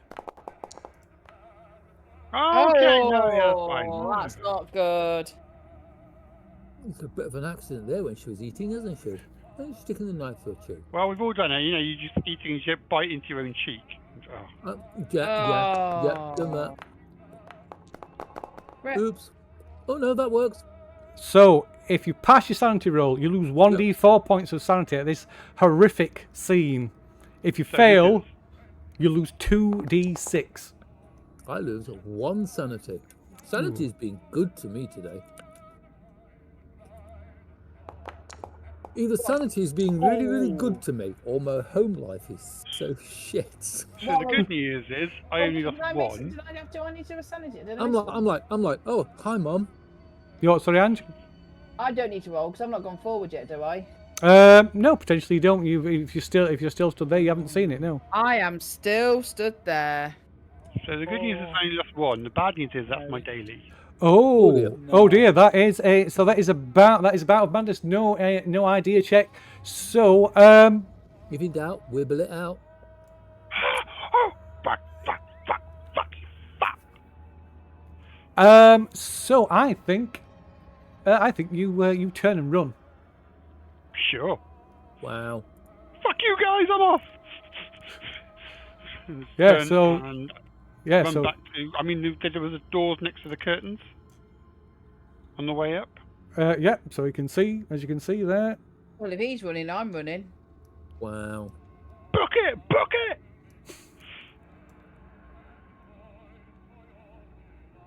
So what are you two? What's Dylan and is Dylan's name? Yeah. What's Dylan and Leroy doing? This little girl's like peering out. I thought Leroy was the other. I thought Leroy just won because I'm going to take like a few manly steps backwards, covering the others. They're 'cause the I am, ones you that know, took I am, the that fighter. giggle. Is what we heard when Brian. No, it's not the same. It's a different Is it giggle. not? No, yeah, it's not the same. This Too is many definitely giggles out yeah. This is clearly like well, as you can see, it's a small girl. Whereas the yeah, it's not the same. So I'm going to racket shut on the these door. these other doors then. Pull What are you the doing? door back shut. Okay, so she kind of got hold of it, and she's like pulling on and like laughing at you, but pulling at the door, Sean, so you Dylan. can give me a fucking hand here. give us a let's see, there she is. You can give us a strength check. Do I get a bonus for some help from? If well, there's only Dylan here. Others have my legged it. In that case, I'm yeah, running behind I'm Sean gonna- going, why are we running? I'm gonna run back over and I'm gonna throw my shoulder against the door. Okay. So Does it open out or in? yeah, it opens inwards, so that would be a bad idea. Throwing your Okay, shoulder in inwards. would not be that, helpful. in that case, I am going to run forward and I'm going to grab hold of the ring pull doorknob, whatever, Okay. and I am going to yank on the door as hard as I can. So yeah, so Also, Do I whoever get of you, a bonus. you get a bonus dice, yeah. Okay. Because I am the fighter of the party, not the coward. Well, Chop you the should child's probably have been fingers here off. being the one that like, way. Okay. Ooh. So yeah, you pull, and like, there's a bit of back and forth, but between you manage to pull the door shut, briefly trapping some of her fingers, and one of the fingers pops with the force of the door shutting, and she Been there gives the this next time. pain shriek, and the door, like, you pull the door shut, but then you can hear her like scrabbling at the door. It's no good trying to open it. We've locked it. She might believe it. You never know. Is there a handle that we can like put something through? There's so as you look down, there is a bolt you can slide across the door. Yeah, That's useful. slide the bolt. Okay. Is that room where the music's coming from? No. Where is the music coming from? So, well, let's see. What is Sean and Dot doing? So, Sean, you've Sean run. is going for the first door I'm that just he's found. following. I was just following Sean because he ran and then I panicked and I ran. So, so in which case, which way is Sean going? Did you say sorry? Probably the door on the left. This one? Panicking, making more random Yeah, I fire. can't see, but yes. Oh, you can't see. Which is fine, I can't see because it's dark anyway. So. Oh, you should be able to see. No, I can't on my version. But, so. It's I alright. couldn't, but then it seemed to sort itself out. There's I the can see mind. everything. Yeah, maybe if you refresh the window, it should sort it. I don't want But I mean, they're both. Oh, there we go. Right, yeah. okay, so Center, door to the right. sorry, this one. Oh, that one. Sorry, right. Okay, that one. I'm just Okay, following. so you head into this side room. Oh, let me just bring up my descriptions. This is like a big room. Okay. Okay, so to the left of this hallway, so you run back out of this this shrine or whatever it is, back into the hallway lined with these corpses hanging from the hooks. You can make an intelligence roll as well as you run out back out in this hallway. As you see, confronted by the fresher of ones of these corpses. Right, so as you run out, you reckon. As you see, get a better look of these fresher corpses. No, no. Oh, you failed. Okay. Damn it. Oh, Oh, Doris what failed. did you see? Okay. Right. So yeah, no problem. So nothing. Oh wait. What's my intelligence? No, you Oh, failed. Yeah. Okay. Oh, no, So wait. I'm gonna look it. you're gonna look it. Okay. Right. So so Sean runs ahead of you. You pause briefly, because you recognise some of these, two of these women that are hanging from these hooks. Oh shit. You recognise them from now you tell us. from a story, on one of the local papers from a couple of weeks ago. Two women that went missing. Oh gosh. Is there a reward for finding them? No. Fuck. But yeah, so Sean, meanwhile, you run into this small side hallway. You can see a door ahead of you, a door to your left. I get the one up because I'm thinking maybe I can go around where the door's slammed down. So there's a few chairs and things around here. So yeah, there's a few cushioned easy chairs and a small side table. But they're all covered in dust, and the chairs with like dust sheets laid over them, suggesting that they've not been used for quite some time.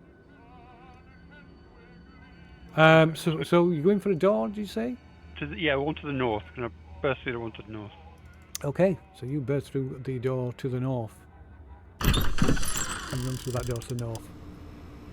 And you can hear, as you burst through, you hear this strange, low humming sound. And we'll leave you there for the moment. So what's Dot doing? So Sean's like run off and you're like shouting and screaming in a panic. He runs off into this this side hall and disappears around the corner. You hear the door open.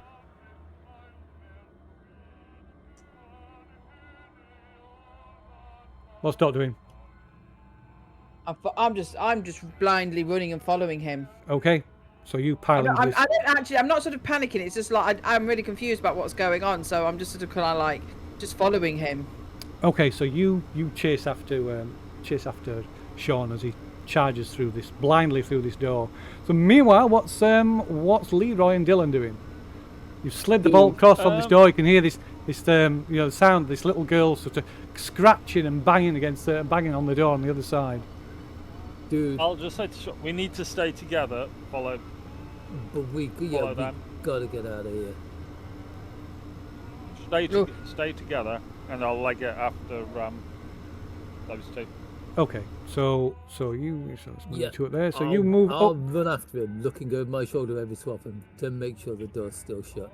Okay, so yeah, so look, let's shut the door. So yeah, you run back out this temple, shrine, or whatever the hell it is, back into the hallway, and there's no sign. You can't see Dot or Sean. I guess you can make maybe a listen roll to see if you can hear where they've gone. Fuck's sake, where have you gone, guys? Unless you want. Oh, that's not going to work. Well, Listen. It is somewhere there. It's my listen. Boop. Yoink. Nope. Okay, so you can't tell. So yeah, you can't tell which way they've gone. Don't know if they've gone left, right, or ahead. Up. Mm-hmm. I think they went up. I would go straight. Can we see any footprints in the mud? There's no mud. This is the floors. Are The floors in here are stone and clean. there any open doors? Not that you can see. Great. Well, we would have burst through the door, wouldn't have bothered closing it after us. unless No, everyone but they can't was see it from. closing You can't see it from here. We're gonna have to spread out a little bit and look for doors, aren't we? Okay. So we'll see. You probably it wouldn't take long to find where they've gone. But let's jump back to them because Over there! I can you're not going smell to the see them stench of immediately. fear. So yeah, you charge through this door, and like I said, through this door there's this strange sort of low humming noise that you can perhaps hear. And it's coming from a dehumidifier, quite a brand new, big, expensive looking dehumidifier in the corner here. My God, And- they've got electricity If we can get back around the cage, back that cage door, we can go back the way we came and get back to the station. So there's got to be a way. There's got to be a way out. There's got to be another way to get back into the main canal here. But wait, we haven't got the others. They can follow. They follow. They're clever. They'll catch us. Fine. So in front of you, you can see the walls of this kind of just a circular, partially circular room, aligned with floor-to-ceiling bookcases and shelves. In the middle of the room is a circular oak table with several chairs situated around it and piles of leather-bound books stacked near each other. Papers filled with notes are scattered everywhere across its surface, and a half-empty wine glass sits near a large open book. The room smells of leather, coffee, pipe tobacco and wood smoke. And you hear a familiar giggle come from round the corner, in the shadows just around the corner, and a pale, wide-eyed face peers around the side. You're not supposed to be in here. No, great. So let us out. Just lift that cage and we'll leave, and we'll just forget this whole thing happens. And this guy peers round the corner, giggling with a very familiar giggle. Oh, I'm already fleeing. Oh, frick. You turn and Aisha, running. where's our friend? Oh, yeah, you're okay. So I think probably Sean's just turning and running. Are you? Yeah, I'm going to run another direction. Okay. So as you stand your ground, so you run out the door, almost run straight into Leroy and Dude, watch it. Will you And not Dylan. know where you're going? So meanwhile, Dot, you stand your ground like what are you saying? I just said, where's our friend? Where's Brian?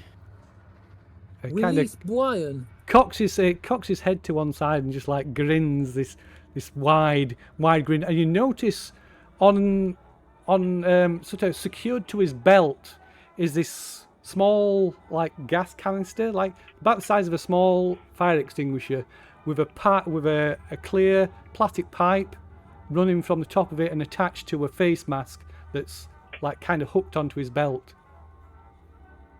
And he steps forward and time to go to sleep. I run after Sean. Okay, so what is your dex? Oh, you mean bastard. 70. Oh, that is better than his. So yeah, you dash through the doorway then. And slam the door behind me. Okay. Is there a chair in the room that I can ram under the door so we can't get out? Yeah, there are chairs in the room, so yeah, you could try and do record that. your thing. Yeah. So I'm going to grab a chair and stick it like... Is it the kind of door that you can do that so the handle doesn't go down? Oh, Or... well, give us a look roll.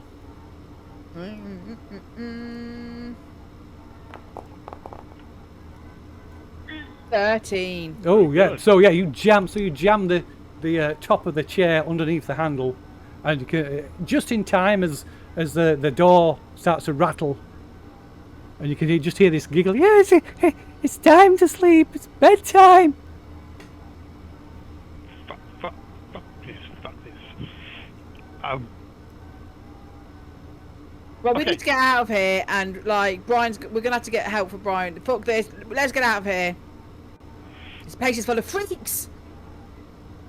Yeah, I mean, I should lead and go to the door to the east. Okay. Where I'm just where gonna the fuck? shrug is and Brian? follow them. Oh god, there's so many doors. So yeah, so run over this way, Sean. You can see into what looks like a living room. You can see there's a telly, the static, just static, playing on the screen. The light from the screen illuminating part of the room. You can see there's a sofa, arranged in front of the television, and what looks to be like a naked woman sat on the sofa. Oh. Dylan, concentrate. Don't bother showing us what a face looks like. It's not important. So no, yeah, that's what you see because you run over there. What's somebody else doing? So this door is like rattling. Bang, bang, bang, bang. I'm running. I'm chasing after the others now. I'm just like yeah. So Yeah, well, we are following on, looking at each other, shrugging. I don't know what's going off. okay. We gotta get out of here. That's basically it. This is just fucking shit. We're going for the other door. Okay, so Oh, private rolls. okay, so Where you the actual fuck is Brian though? Guys, Hey? We'll let the police work it out, okay? We get out of here, we call the police, we let them sort it out. Yeah, this is not. I'm not looking for Brian now. Fuck that. He shouldn't have fucking ran off in the first place. It's like. This has gone from being we're cool, Okay. we're awesome to. so we you need pull. to So Sean, you pull as everybody's ranting. You pull the door open, and it's this. You see this man sat behind a desk, and he turns, look at you, and smiles. Goes, good evening, children. Would you like a drink? And this is the guy that you see sat behind the desk. Oh my god. Oh.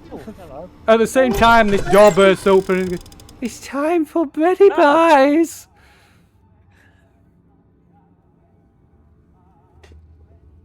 Wait, that guy's got out of the room. Wait, Oh. I just locked him in a room. Yeah, he just smashes it open. Fuck. Okay. Again, slam the door He's closed. right next to me. Look how creepy he looks. He's really cool. Okay, I'm gonna just randomly. Oh, this is against everything that I ever do. I'm gonna swipe with my axe. Okay, you're going to swing at him with your axe. Okay. So what's everybody else want to do? I'm going to chuck it into the combat tracker just so I can keep track of what everybody's dexterity is. Roll it all. Okay. I'm still in my bout of madness. So... I never fight. You are still in a bout of Dylan. madness. Well, let's see. Actually, I didn't check to see how many rounds it lasted. So No, Dylan is torn between opening a door or helping Dot. Or looking at the naked lady.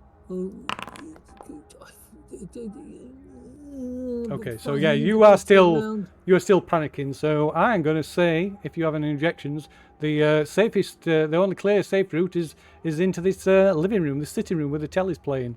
Yep, fine. 3 doors in there. I can try one of them. Great, is there anything good on the telly? Oh wait, it's a corridor. Let me get rid of this. You can make a luck roll as well, Sean, as you go into there. So, actually, I've jumped ahead of the combat tracker there. Let me see. So, so that shouldn't be in the combat tracker. Go away. So, Dylan, you've got the highest dex, so you go first. Is Dylan not hiding under a table? I don't know what he's doing. If he's hiding, that's fine. What is Dylan doing? I've got to go first. No, the gentleman in me says I must help the lady. Question mark. Don't forget about your special abilities. I'm not sure. Can't remember what your special ability is, but don't forget about my special ability is that I can grapple people. When engaged in unarmed combat, I can grapple an opponent and prevent them from moving. Which is what I am gonna do. I'm gonna run up to this guy, dodge past him, get behind him, and I'm just gonna stick my arms under his and pull him back. Okay, very good. Rightio. So can you give us a fighting brawl roll then, please? This is also that Dot can plant an axe in his forehead. Yeah. Okay. Give us a fighting brawl roll then for this fighting maneuver. Fighting brawl. That'd be. Oh wow! Yeah, that is I make critical success. Can I break 0. his back? So Nice. no, you can't break his back. So Nelson. you grab hold of him and wrap your arms around him, pinning both of his arms to his side. But as you do, you can feel the thick cords of his muscles strain against you, instantly straining against you. You know that you're not going to be able to hold this guy for long. He's just ridiculously strong. So next to act is Doris. Get him. So, am I able? Am I able to hit him, or is there a chance that I just? No. It's fine. He's completely immobilized. If you hit me, I will sulk. So you can, I believe I gave you an axe. Yeah, you can use a hatchet, and you can do it with a bonus dice because your friend Dylan is restraining this guy. Get him in the solar plexus. Okay, hold on a minute. So I need to. So go to your combat tab and click on the hatchet and add a bonus dice. Oh, I don't want to lose any here. So click on the hatchet. It should say you've not got a token targeted. Just proceed. It just says proceed. Yeah, and then I'll put a bonus dice on for you. You're outnumbered as well, so that gives you 2 bonus dice. Or rather, he's outnumbered. So go on. You can click on the button now that says Fight Brawl in the chat. That moved again. That bonus thing. Oh no! Yeah. 0. Yeah. I'll do it. There you go. Leave it alone. I'll do it. There you go. Just click the button. Click the button. There we go. A regular success. So now you've got a damage button, so you can roll that. Click on that, and then click it again. 1. 2 points of damage. Wow. Wow. I take a few wisps off his eyebrow. You're meant to hit him with the metal bit. Oh. Wow. The sharp side, not the. I'm gonna show her how. I probably did more damage if I kicked him. Right. So you swing and clip him with the blade of the axe. Maybe not the full. Maybe the edge, more the edge than the blade. And he's like, "Oh, you hurt me. Maybe if we just talk harshly to him, he'll I'm going to kick him in the. So with Doc Martens next. So Sean, you run into this room. Let me bring the room description back up. Where are we? Why am I upside down? I don't know. Are you there we go. We'll put you right. He's there been lassoed and he's hanging from Oh, the ceiling. you're moving at the same time. Okay, so there we are. Okay, so like I say, you run into this what is clearly a living room. There's an old sofa that faces a 1950s era console television with a brand new VCR on top. Sitting on the sofa is what appears to be, now that you're in the room, you can see what appears to be a life-size replica of a young woman stitched together like a rag doll. On a side table nearby is a glass of dark amber liquid. In the centre of the room, a green oval rug covers most of the floor.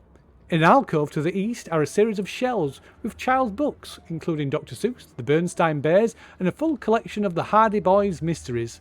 There's also a collection of the obviously stolen VHS tapes, including The Great Muppet Caper, Charlotte's Web, Horton Hears a Who, Swiss Family Robinson, Dumbo, and Chitty Chitty Bang Bang.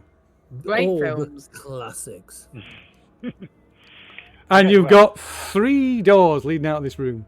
Where does that corridor to the right? Does that just end in a dead end? It does indeed, yeah. Okay. Then I will go. And you failed your luck roll, didn't you? I did fail my luck roll, yeah. Yes, very good. Uh-oh. I'll go for this one here. Okay. Oh, it doesn't do the little pulsey thing, does it? Yeah, I can see your pointer, so you can hold it there. Okay, so you go over there. I just live in this cupboard now. It's fine. Okay, right, it appears to be a bedroom. Right, we'll come back to you in a minute. So next it is. Oh, what's he hidden for? He should be hidden. So next it's this. Oh, hurt me! And he just tries to. He tries to like break away from Daryl, from Dylan. Sorry. It'd be called worse. Go in. Oh, I can't see that. Okay, so you can give me a strength. What was your strength? Was a critical success, wasn't it? It was. Right. Okay, so he strains against you, but somehow you manage to keep hold of him. You don't know how, because this guy is ridiculously strong. I'm 17 years old. It's my youthful testosterone. Haven't popped a chin hair yet, but I am manly. But yeah, this you can sense, you can tell this guy is just stupidly strong. But somehow you manage to continue to restrain him. And then it is Leroy Jenkins. I think that was a hint to charge heedlessly into combat. Yeah. Leroy! Right, I'm going to approach this fella. Flick obviously my pocket knife, I'm 17, is a flick knife. Yep. Yeah. I'm just going to flick my flick knife, put it, if he's still being held, just hold it up towards his throat and go, where the fuck is our friend? Ooh, I guess that would be an intimidate roll, would it not? No. Being the fact I've all pretty much think we've decided Brian is dead there, I was kind of hoping to say, where the fuck is the way out? But they... Do I get any bonus dice I will let you have a bonus. Yes. Yeah, I will give you a bonus dice because he's restrained. You put a knife to his throat. Daughter just twatted him with an axe, or tried to. Oh, would that be 2 bonus dice then? No, don't push your luck. It was worth a go. It may come to that. Oh, what's it? Oh, can you push it? You can push it, or you can spend luck. It's up to you. Spend I mean, if you push it, shitload of luck. if you're pushing it, you have to explain how you're pushing it, of course. Which you, so you have to, like cut it. well, you got to do was gonna something say- that would potentially put yourself at risk. Well, going like up close to him to like actually push it into his neck, but I'm going to. I've only got 15 intimidate, so I feel pushing it is a terrible idea. Yeah, the odds aren't with you. So fuck it. Ooh, spend the luck. And what were you saying to him again? Where the fuck is our friend? We can be friends. Terence doesn't have friends. Where is Brian? Our mate. Oh, He's down here somewhere. he's helping the doctor. Where? The Where? doctor needs him. The doctor needs him. Where's the doctor? Okay, I'm so going to not, put my knee in his back. not and- that is more than enough conversation for that for that brief moment. So next it's Dylan. Dylan, hearing the conversation, pushes his knee into the back of this guy's back and pulls him against it.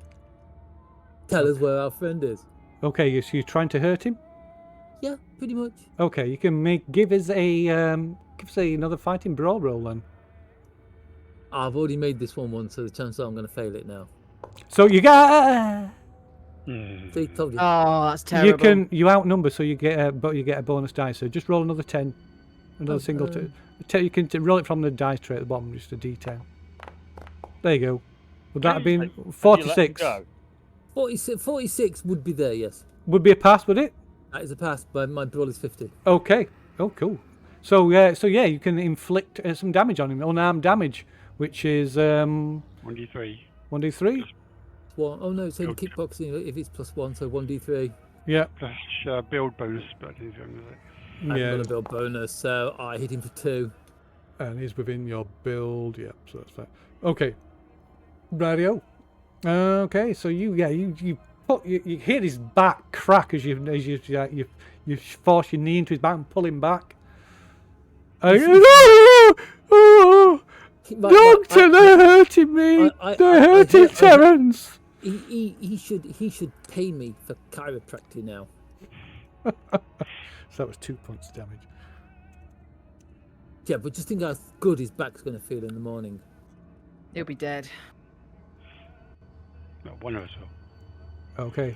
Friday. We all will. Okay, so Doris.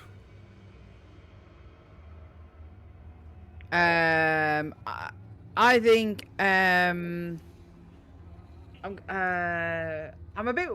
I'm just gonna hit him with the axe again. Fuck it. Having a nice conversation with him. No. I'll tell you where your friend is. Head falls off.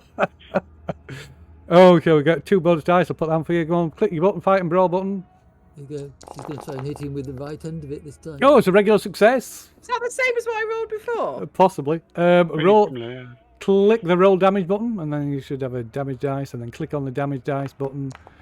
Oh God's sake! I think I just rolled exactly the same roll. You did? Seriously. Not the wooden end. Oh, dear. Whittling him down. Oh dear. Can't see what I actually rolled for the hatchet the first time now, but It was 2. It was exactly the damage. no, was exactly I the think same. I rolled 43 as well. I think I rolled exactly the same.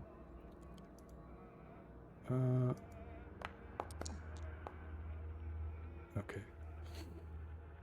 All right. Okay. So yeah, you just another glancing blow somehow. Maybe you're not really wanting to try and hurt him. No, I wanted to talk. That's what it was intentional. It bounced off his skull. I wanted him to talk. Where's the doctor? So Sean. So Shawnee show. Sorry. He's in his cupboard, isn't he? So you run into what is little more than a closet, with a bed and a nightstand in here. Oh. So the sheets smell of like body odor, stale body odor, and the badly stained. Oh no! Has it put it in a book that I read once?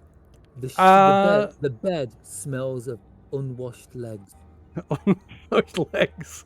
Which I just kind of went, oh God.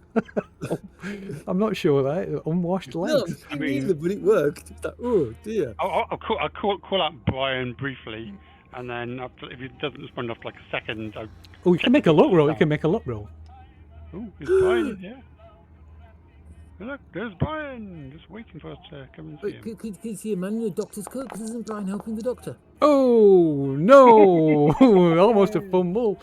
Oh my God! I've worked it out. I know where I've seen all these faces before. This is a dentist's, isn't it? So time to go to sleep. So you notice the drawer in the nightstand at the side of the bed is slightly open. You notice something shiny, something glints off the light from your torch. I mean, I'm still panicking. I'm not in a looting frame of mind. No, you're not. This is very true. So I will just ignore that and go for the door to the south. Okay. Next to me. Still looking for a way through. Oh, I'm fucked in the door. I'm fucked in the door. Okay, so yeah, you open that door, and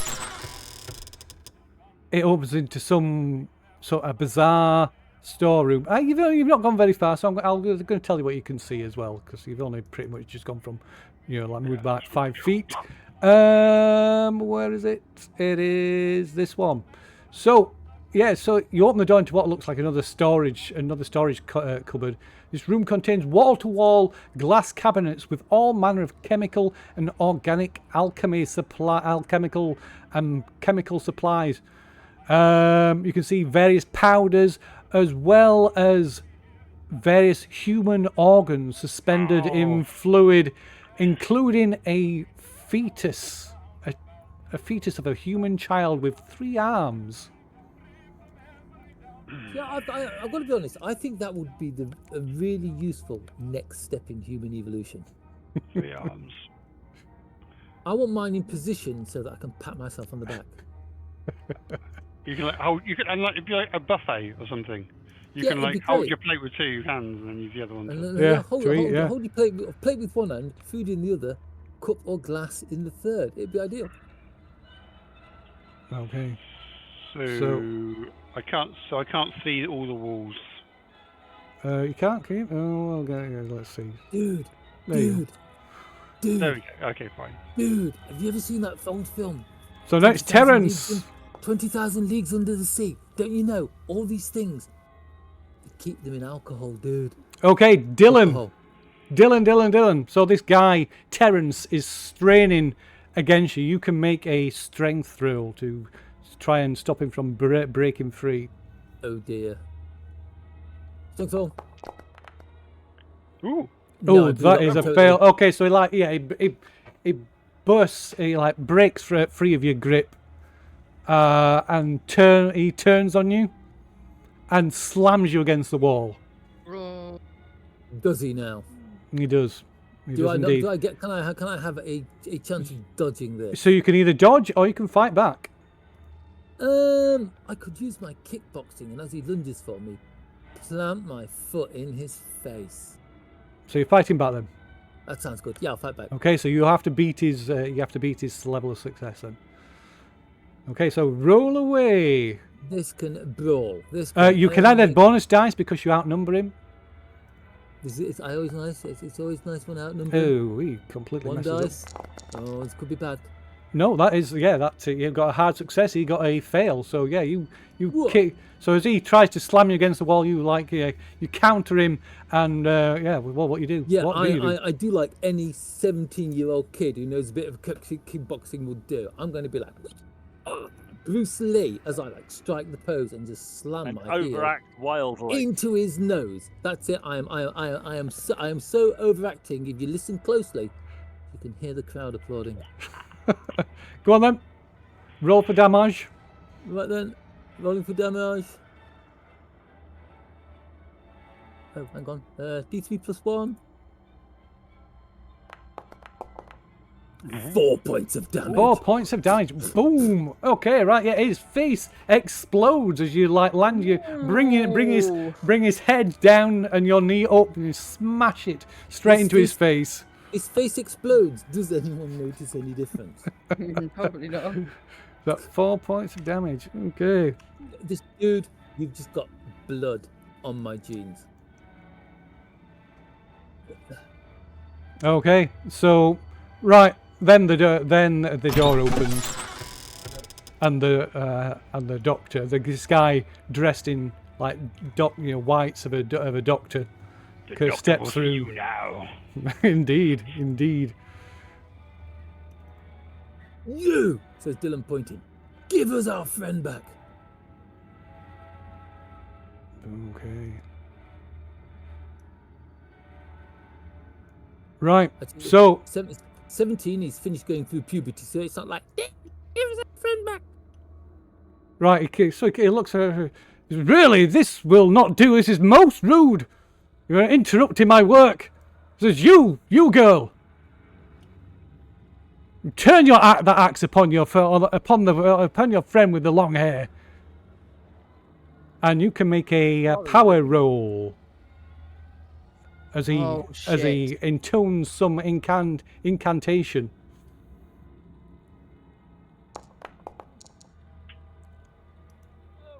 Pass. Ooh. Ooh. Well, Oh, but he has a better pass. No, pass is good enough for me.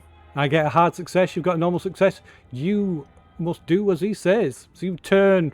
Your next action must be against. Must be to attack Leroy with your axe. oh no!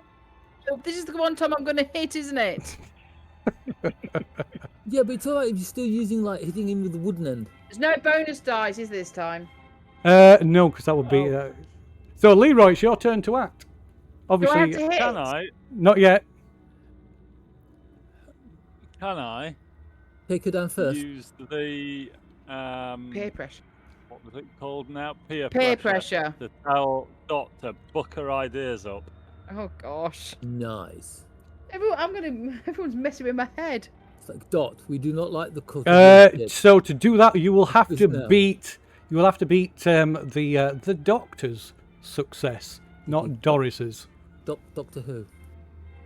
Okay. And we know it was more than a regular. Yeah. Beat or equal? Beat. Boom. Gee. Boom. Boom. Beat. Beat. Okay. In that case, where's the luck. doctor just come from? From this door, from out this door. Ooh, shut door. That door. You can't see it. No. I'm currently Accidentally looking. My torch is shining south at the moment. Oh, have you towards got the all that? door Oh, down okay. here. Oh, you should be able to. Let's say, I've say your torch. So. Accidentally slammed the door. Oh, isn't it? right. Hold on a minute. Oh no, you should have 360 vision with your torch. That's Yeah, odd. I'm looking like south, Well, southeast, there we- down towards the store down there. You should be able to see all around you, but I'll rotate you round, see if that helps. Ah, that does help. Yeah, you should Right. have. Well, No, whatever. if your man, I can't remember the guy that we were just fighting, said that Brian was with the doctor. This is the doctor. I'm He going does to look like a barge doctor. Past him into that room. Okay, so you're going to try and just get. go, Brian. Okay, radio. So I guess Roderick.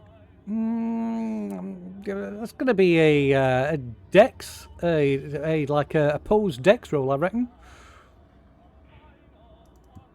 And his Okay. dex is things. Okay, right, go ahead. So he's acted, so it's going to be. Do I just- get? I am trying to help one of my friends. I think that's in a defensive way, isn't it? He's trying to on. defend Brian. If the hoodlums are threatened, I think we're pretty fucking threatened. Ooh, it's a bit I tenuous. get If a bonus dice intended to. Go on then. Go any on. act- Yeah, go on then. Go on. I mean, it's a bit tenuous, but go on. I am the king of tenuous.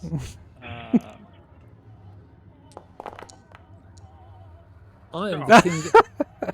Apparently, what that would make me happened the to king my annoying, because bonus people are always telling me I'm king annoying. That didn't. That It was did. solid bonus dice. It did there. If you click on it, you rolled a 7. You rolled a 7 and an 8. Did it?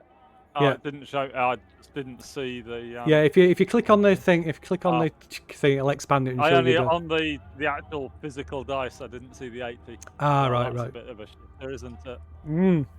Okay, so unless you pushing or Looking. I'll push it. you're gonna push it.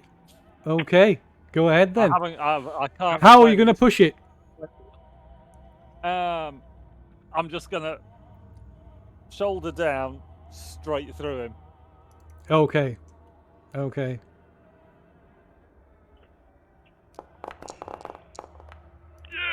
Okay, right, yeah. So you physically push, shove him out of the way, and into this room, into what looked like a study adjoining a library. There's no sign of And I'll Brian. just shout. Okay. You can see a wood burning stove here with a kettle on it that starts to whistle. Oh, okay.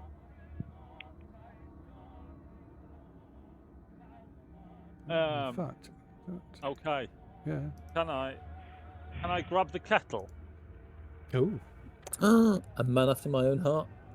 It's the Mm. perfect in the middle of And, when things are looking down. Make a brew. bucket at the doctor.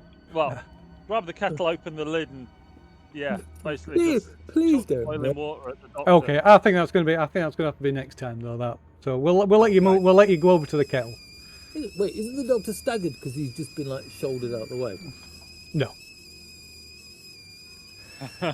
Okay, so next it's Dylan.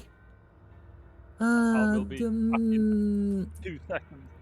Oh God, the sensible thing to do would be like try and knock Dot over so she doesn't go after Leroy. I kind of want to do an I kind of want to do an elbow drop on Uncle Fester though. And then there's like the Mad Mask escapee with the weird circuit board thing on his forehead. I think I've got to try and stop Dot before Dot kills someone.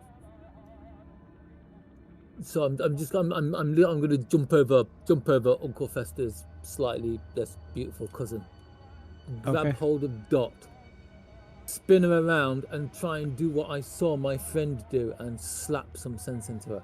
Okay. In a gentlemanly kind of way. Dot, wake up! Okay. You're going to slap me again, aren't you? No, it was the other one who slapped me. My slapping you is not going to do any good. I'm just doing it because theatrically it seems the correct thing to do. Okay. Very good. Very good. Yes. I am pulling the blow though. I am not trying to hurt her. No. Okay. Her teeth are perfectly fine where they are. Okay. So you. I'll give it. In fact, I won't slap her. I shall just give her a good shake. A good shake. Okay. So you grab her and shake her. Wake up! And there's there's just a glazed expression, blank expression on her face. Thank God she's back to normal. Oh God, that is such a relief. And she turns and walks away, and the doctor steps aside, and she walks through the door and approaches Leroy with the hatchet.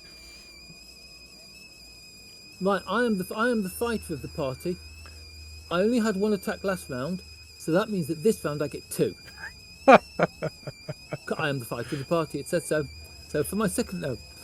Okay, so Dot, you take a swing at Leroy with the axe, with the hatchet. This is the voice of your conscience speaking. Oh, it's a regular success. Leroy, Wow. you can dodge or fight back. Oh, they weren't there. So Leroy, do you want to dodge or fight back as Dot attempts to chop you to bits with the hatchet? Oh no, has somebody else become the target of Dot? No, you. Still you. Still you. Still you. Sorry. How is she in the room with me? I thought I'd got away with her. She walked through the door. I tried to stop her, but she just looked at me with like a perfectly rational, normal expression and kept going. Yeah, didn't dodge very well. I tried. Fight back or dodge. I'm going to dodge because I don't want to hurt Dot. However, because I'm attempting to defend one of the Yes, Hoodlums, very well, me. yes, yeah. See now that You are in is peril. that is really I am. really good use of that skill. Why is there a I kettle am boiling? definitely in peril. Because there's a kettle boiling on the wood stove. Oh, That is a fail. So Dot, It you certainly hit is. Leroy with the hatchet. So if you want to click on the roll damage button Boo! Boo! See which side you're and on. then click the damage button. And I bet you- no! Oh no! 5 points of damage. Oh, I reckon she's in league with the GM. I really do. 5 points of damage. So that's half of your health in one go. So that requires The a, arm probably the arm holding the kettle. so that needs a Constitution check. You should see a button. You should see a button in the chat. So sorry. Oh, you resist. So you're not unconscious. Sorry is as sorry does. But that is a major wound you have you've taken. You're never You're going right. to explain that to your dad. You never are, my Yeah, God. so Oh. Dot just comes in and Why just don't you explain buries this to my dad? buries this hatchet in your shoulder. It's like, never mind the wound in your dad. What's your mum going to say when she sees your shirt? Yeah. Sean. It'll never come out, will that? Oh, my God. Dr. Dick! Um, Fuck your shit! Basically grab the shelf, Wow, that's pull terrible. them down. Okay, so as you pull, all these things come tumbling off the shelves, smashing to the floor. And there's this pungent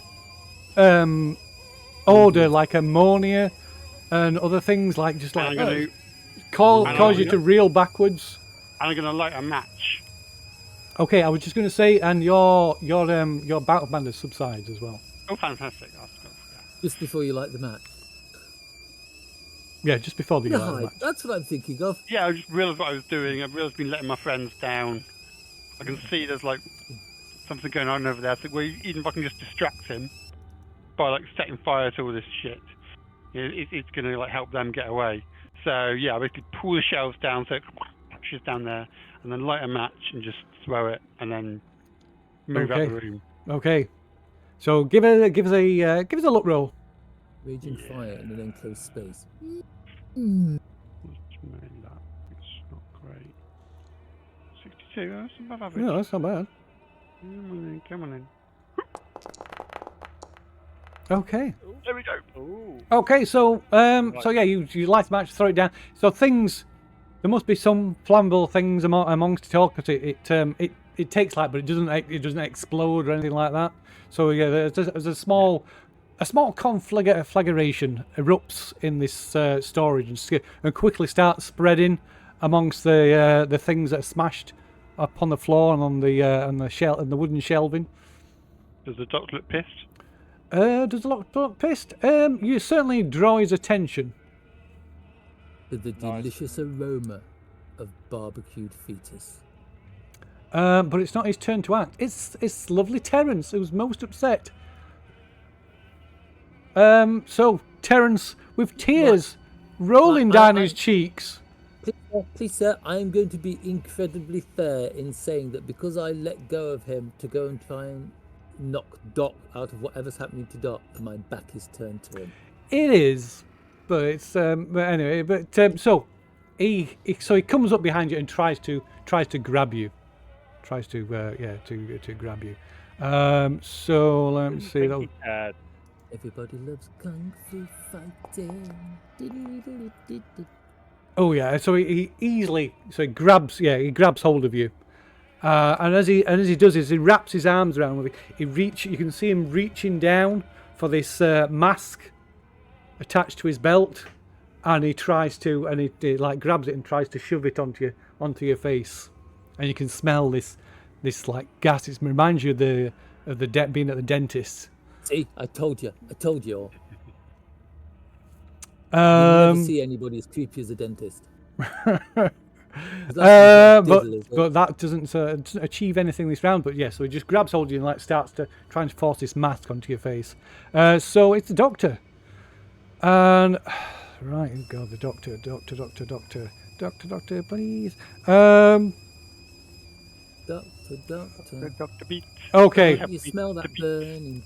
So the doctor walks to the doorway to the living room, and he begins to make weird gestures with his hands, and these uttering these strange words that are in no language that you recognise.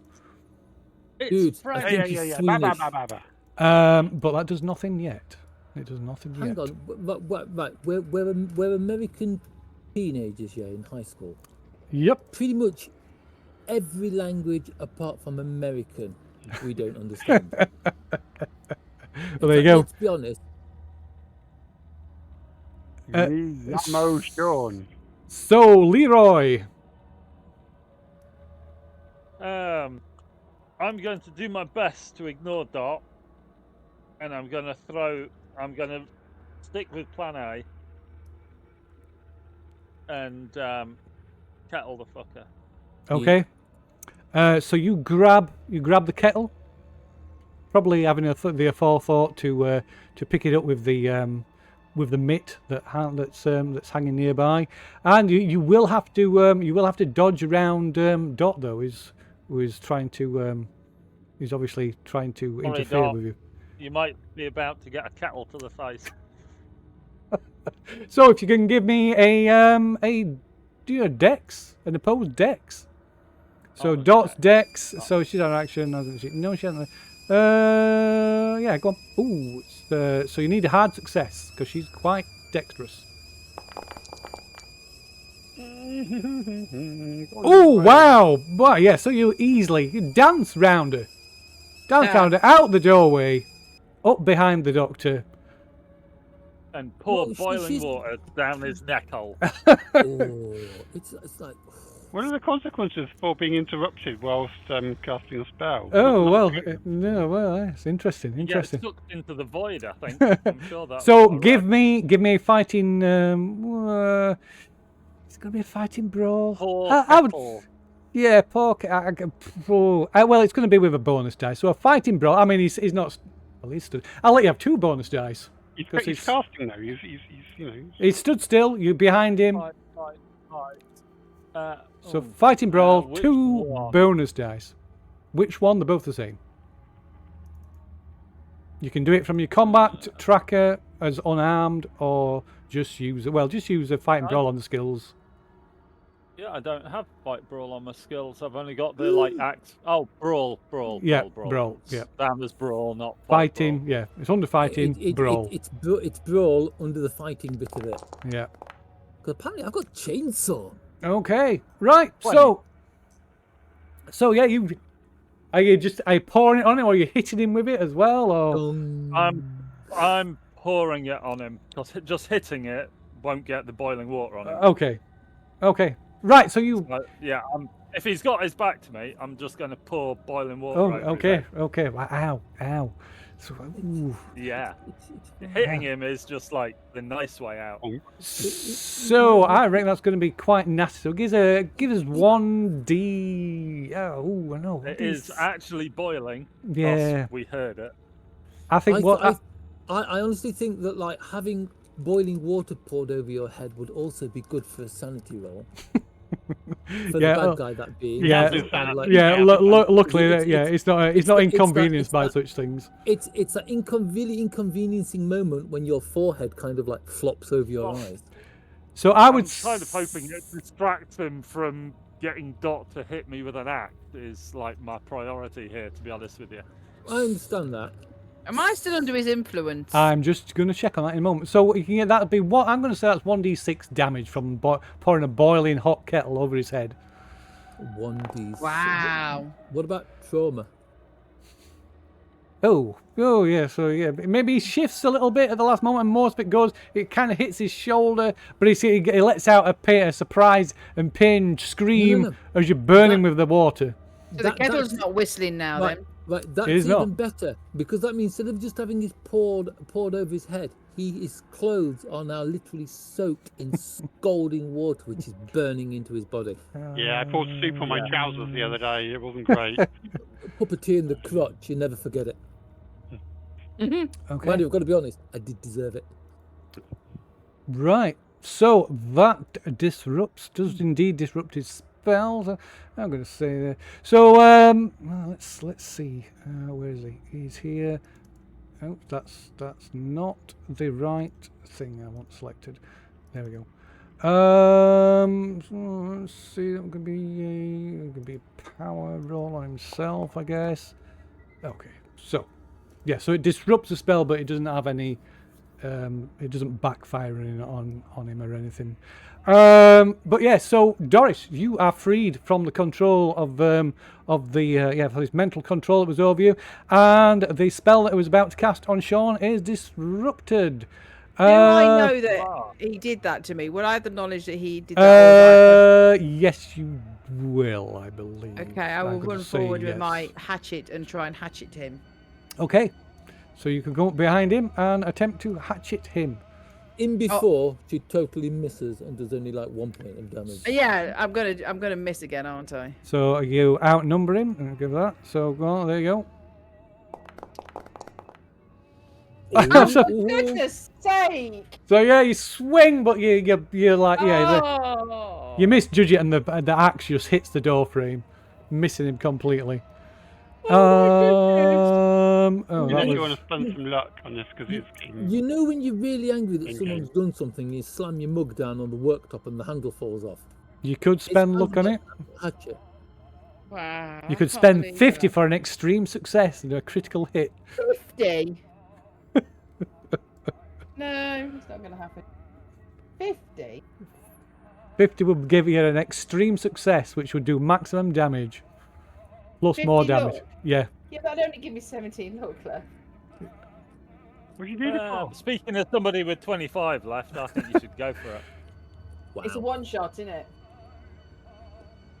Yeah. So if you click on the card in the chat, it'll give you the options.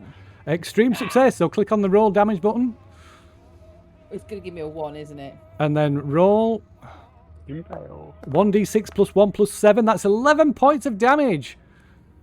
Nice. Okay. Yeah. Right. So you bring. So maybe the axe. You swing. The axe hits the door frame, but then it rebounds and just like the blade just comes down. There's a crack as it fractures and splits open his skull, and he sort of stands there like frozen for a second, and then collapses to the floor, blood pouring from the skirt where he split his skull open, and his like foot sort of tapping against the wall. I'll say, you motherfucker. And then I'll kick him in the gonads. Assuming he's got any. Well, I'm going for that region. But we've still got Freddy. What his name is? Terrence. Yeah. So Dylan, you should have gone first actually. So Dylan, you've got this guy. Terrence is trying to shove this mask over your face. No chance, because I'm going to assume I'm Ashigarian. So you need. do what? Well, my character does kickboxing. You have to So make obviously, I obviously, didn't know what that word was you said. I thought you were... obviously, as Dialect gave me kickboxing, he must know what one of those is and how it can't possibly fail. But before you can do that, you have to break free from him. You have to make a strength check to break away from him. No, I've just kicked him in the face. I've literally just like lifted my leg up and kicked him over my shoulder. Well, that might be how you're using your strength check, but that is what you need to break out That's of. not strength. That's fighting brawl. The difference is none. The difference is absolutely none. Do I get an extra dice because we're outnumbering him? You're not outnumbering him at the moment, no. 1, 2, 3, 1. Strength roll, please. No fighting brawl for this one. Strength roll. You need to break out of his grasp.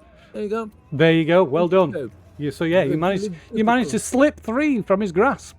Nice. In that case, I'm going to keep it simple. I'm just going to turn around and I'm going to axe kick him. Okay. I shall roll. I take it I'm still not outnumbering him. You're still not outnumbering him. No, but one-on-one is not This outnumbering him. makes me sad, but never mind. Oh wow! Wow! I hit him with a 3. That is that? No, Well, wow. I can't hear the screaming and everything. All I hear is this noise. Oh, you've going, not rolled. Yeah, you've not rolled it on the combat thing. That's why it's not done a critical. Because there are no extreme success. failing. Doesn't matter. So we'll just have to. So you roll 1d3 and you do. So it's maximum damage. Oh, it's just because it's a bludgeoning one, so it's just maximum damage. Just maximum damage. 1d3 plus 1. No, there's no roll. It's just a bludgeoning. It's bludgeoning, so it's critical hit on bludgeoning, so it just does maximum damage. There's no. Nice. Eat the heel of my foot. So All I can hear is this music in the maximum background. damage is. That's 4 points of damage. So you do full 4 points of damage to him. Everybody loves kung fu fighting. Okay, right, yeah. So you, tell us how you land this blow then. Oh, right. I spin round. I slip out of his grip, spin round, bouncing on the balls of my feet. Throw my weight back, lifting my right leg into the air, and then I just slam my foot straight down to the top of his head. He goes down like a sack of lead coins, teeth splintering as his jaw bounces off the floor. And he does indeed, yeah. He hits the gate, and there's Hopefully, after that, he doesn't get up. and as there's a few, several teeth go scattering across the floor, he lies motionless, blood pooling from where his face has impacted into the stone floor. I'm going to take one of his teeth as a keepsake. Okay, so I guess with that we end that rather extended bit of combat. I'd just like to thank the dice gods for that. Yeah. Thank you very much. Brian! Yeah, okay, fine. We need to find Brian. Release Brian. Okay, the person with the lowest And luck this room's on roll. fire behind us. Yes, it is. I guess you'll be coming out of there. So, I won't be very- do you want to close the door? Yeah, I think. So, the person with the lowest luck roll can make a luck roll. Oh God. Person with the lowest look. Person with the lowest luck. That'll My be me luck- with 17. Ooh, Yeah. I just spent it all to twat that man. yes, but it was good. It was Oh. good. Yeah, no. Yeah, that's not good. No, it's not a fumble. But Nice. That's not great. Okay. Oh, great. It's nice. So, Sean, you can give me a listen roll. I'm good at listening. Uh-oh. I'm very good. Oh. Nice. Oh, right. So, Dylan,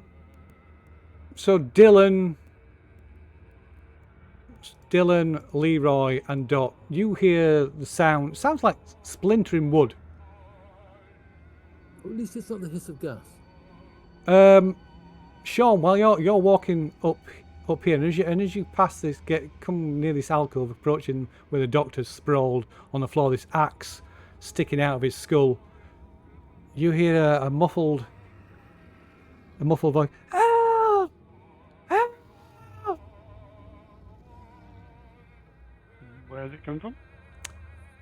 It sounds like Oh, it's coming from tree. over here. Okay, so there is a secret room. I'll go over to the other side and start knocking on the. Okay, you can. Shout at Brian to knock on the wall where he is. Yeah. So what's somebody else doing? Guys, I think I found Brian. I think I found Brian. I've got to be honest. Being a 17-year kid at this moment, I am probably dabbing. Not been Yeah, invented yet. Yeah, I'm going to go up that way as well in that case if he's found Brian. Cause, Right. Yeah, I'll just follow. I'll be going with the group. Right. I'm got to be quite honest. And I feel the urge to say this. Is there a light switch in this room? You're doing Chuck Norris impressions. No. I'm feeling the need to say this in a slight Scottish accent. I'm geeing after his wallet.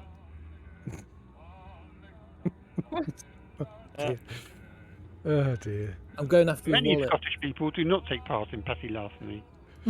No, but I'm American.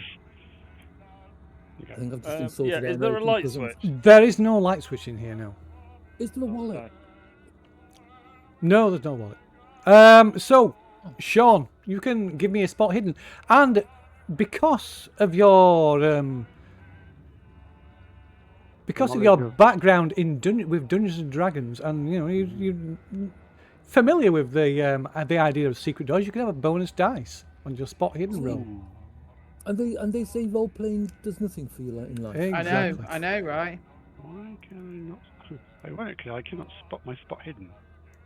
We have to pull the sheet open wider. Oh yeah, okay. Did I just tell somebody I had to do something? You did. You should be proud of yourself. I am. We'll clip that. Okay, so yeah, there's a door. There's a door here. Speak, friend, and enter. So you say this, and as you feel around, you find you opens into a hidden room. 3 people. 3 people indeed. Brian, I want to say, as long as Figure one us of them's out, Brian, it's So- fine. So yeah, you search on this wall, and behind you find like a a catch on one of the one of the shelves of like a bookshelf, shelving that covers this wall, and it opens up, revealing a stone room with a curved eastern wall and domed ceiling. Against the rear wall are 3 teens that you recognise them all, including Brian. There is Kelly Martinez and Greg Morse, 2 other children from high school. Okay. Okay, there's probably enough of us. We can get that gate open now. Right, the other 2 appear to be possibly unconscious. Where Brian is, he appears a little drowsy. It looks drugged basically, but he's conscious. Help! Help! Okay, shh. Okay, it's okay. We're here now. We need to find a way out. Okay, you guys need to Brian, just hold yourself together. If you want to be part of the Hoodlums, you got to deal with this shit. Okay. Just get me out of here. The last thing I remember is that. Has Brian lost any sanity? It probably, but Don't have any sanity. But yeah, I guess so. It appears more as if he's, like I say, as if he's been sedated. Okay. I mean, if I use my persuade thing to get his sanity back, will that give him an element of lucidity? You can certainly try it. Okay. As much as any other teenager. Well, it doesn't work anyway. So yeah, probably, perhaps in his drug state, you're not able to like get through to him. Okay, right. If you're rousing Ellen, speech. Leroy, grab the other 2. I don't think they're going to be able to walk on their own. Oh, great. How are we going to do this? Over the shoulder or Fireman's lift, whatever. hands and feet? Fireman's lift. Right, Who who gets the boy? Who gets the boy? Who gets the girl? Rock, paper, stones? Well, there's 4 of us. I think it's probably like under an arm each. Plus, I ain't big enough to pick one of these 2 up. I believe I that think guy it's, didn't have a wallet. yeah. Does the doctor have a wallet? No. It's an arm each. But yeah, like, hoist them up and help them along. Okay. Yeah, but how? I'll have it one arm, but carry my axe in the other. How? I don't mind carrying them because my body is my weapon. Okay, both, one over each shoulder. You can't see it now, but I'm totally doing like a Bruce Lee thing. Okay. So, yes, Well, let's get out of here. Well, hang on. Where the creepy guy with the teeth was, there was like a machine. That's probably like where he closed the gate from. So we need to go to that room. We'll find like some kind of lever for like the gate, and then we can go out the gate, back in the sewers, back where we came from, into the train station, and then we call the cops and we get them to sort this whole mess out. Good idea. Is there any smoke coming under the door, by the way? Probably, yeah. You can probably, yeah. Also, I set fire to stuff in there, and there's some horrible gases probably about to escape. Excellent. Great. Unless there's another way out. Win-win. Are there any other doors? It seems every time we open a door, something bad happens. Can we stop opening doors that we have not opened There's yet? plenty of doors. There's that machine. There's that machine to the north. We just like go check that machine out. I'm sure that's how the gate got closed. It was a dehumidifier. I have a mechanical Is there repair. another door in? Is there another door in this room? Which room? Not the secret room. The living like, room. Main room. The living room. Yeah. Yeah, there's 2. Can you not see? No. There's 2 doors, as well as the door. Well, there's 4 doors in the living room. One that goes into Terence's bedroom. One from which smoke is pouring out from underneath, and then there's 2 other doors there, or rather, one other door next to that. I'm not quite sure which way my torch is facing, but it's not that way.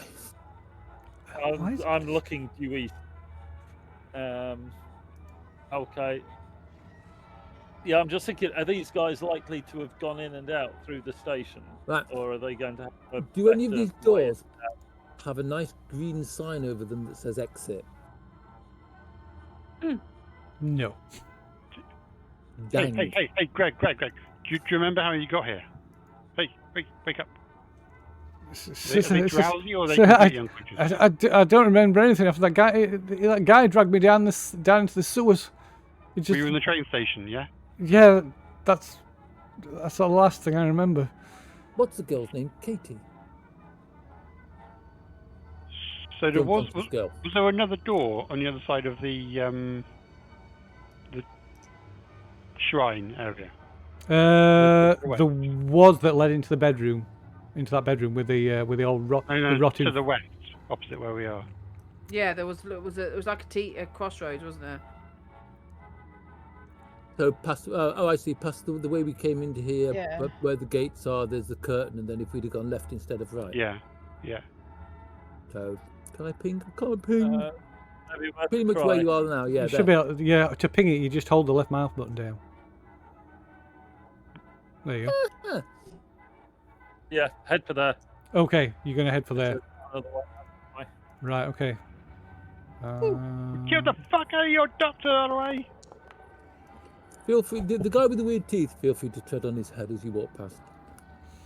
You didn't really do anything. Okay, so what? How are you moving these people? So, like I said, the two Are they girls. totally unconscious? Yeah, or? they're completely unconscious. Yeah, they've been drugged up.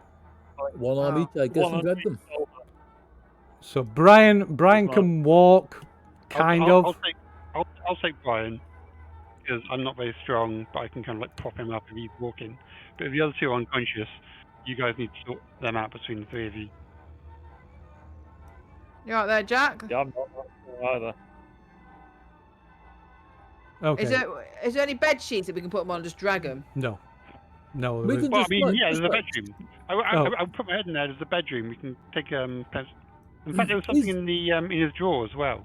Is the bed on wheels? I'm grasping at straws.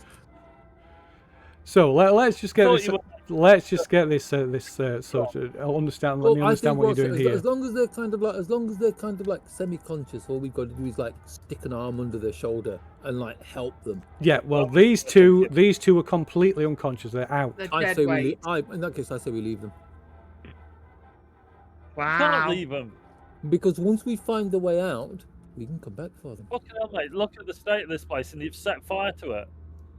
I didn't. No, right. What we got? If Brian can walk by himself, we could always do like one person grabs the shoulders, one person grabs the feet, and carry them that way. I'm going to put them on the floor and grab one of them by the feet and drag them. That's going to be really hard if we have to take them down steps. It's just- Well, we'll have to deal with that One one. It's person- own- There's a bedroom. There's a bedroom down just below us. Get his quilt. Put him on the quilt. Drag the quilt. I could give the girl a fireman's lift. well, you give her a fireman's lift. Woohoo! 2 of us, or one underneath each shoulder, and just high them up. Okay. I'm assuming I can. My strength's 50. If anyone else is stronger than me, they're welcome to have a go. So basically, if you're built, so the small one of them's a lad actually. So Greg, this guy, is only small. He's only a junior, so you'll be able to pick him up because he's got his build is -1. He'd be better for fireman's lift, but Dylan would not be as happy about it. In fact, both the other two are quite young and small, so they both got -1 build. So if you've got a bigger build than them, you could carry them. In that case, I will throw the boy over my shoulders. build in a of fireman's 0. lift.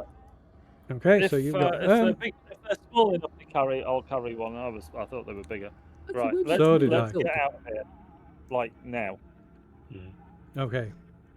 Where did it tell you your build anyway? Under your strength, cons, and all that. Build 0. Yeah. Oh, okay. All zeros. So you got build 0 because Okay, you're not an yeah. adult, but they're small. They're even smaller. They're little kids. Let us get out of here. Like So- yesterday. So where are you going? To the west. Back the way we came, but then to the west. Okay. Right over the crossroads. Radio. See if there's a way Wait. out that way. Is Brian smaller than us? If we grease him up, can we like shove him through the bars and tell him to go and get help? Only if you Are chop we them into bits passing- first. Are we passing through the room the doctor was in? No.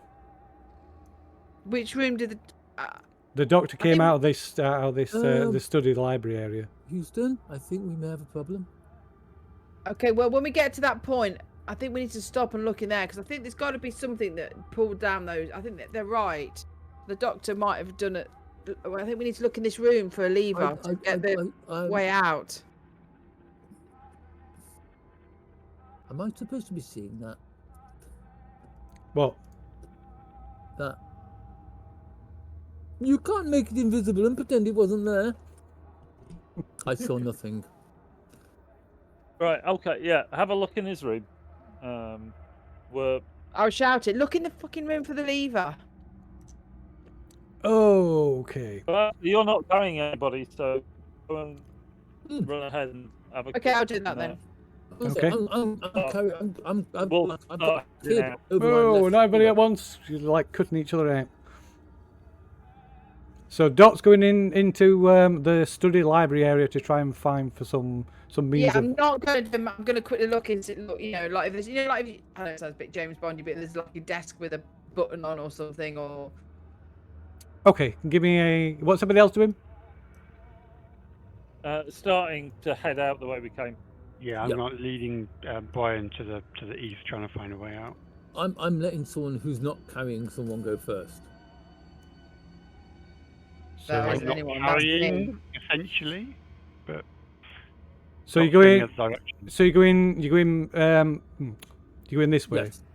Yeah. Right. Yeah. Okay. But We hoping remember they'll that find- we remember that there being a door in there. So there are 3 doors out of this. It comes into another parlour, and there's 3 doors. So Oh great. not- One's gonna have a lion behind it. So Doc, can you give me a spot hidden while you're searching through this study, a library area?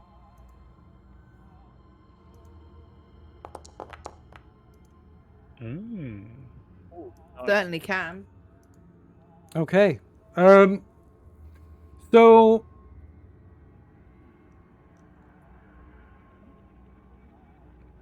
So you're looking around this study area where the desk is, where the doctor was sat. There's a writing desk and a few more bookshelves, as well as the ones that you can see in the library area to the north of you. There's a desk is sat on a rug that looks to be of Turkish design, but you're not really paying any attention to this. But looking round, looking around this study area, this south area, so this kind of area where you can see my pointer. There's nothing here, so you move on and start searching through the library, around the library. Give me a luck roll, if you would. Well, yeah, because my luck's so great now, because somebody made me spend 50 odd luck. It was the best 50 odd luck you've ever spent. Oh, look at that! So close, so close. Wait.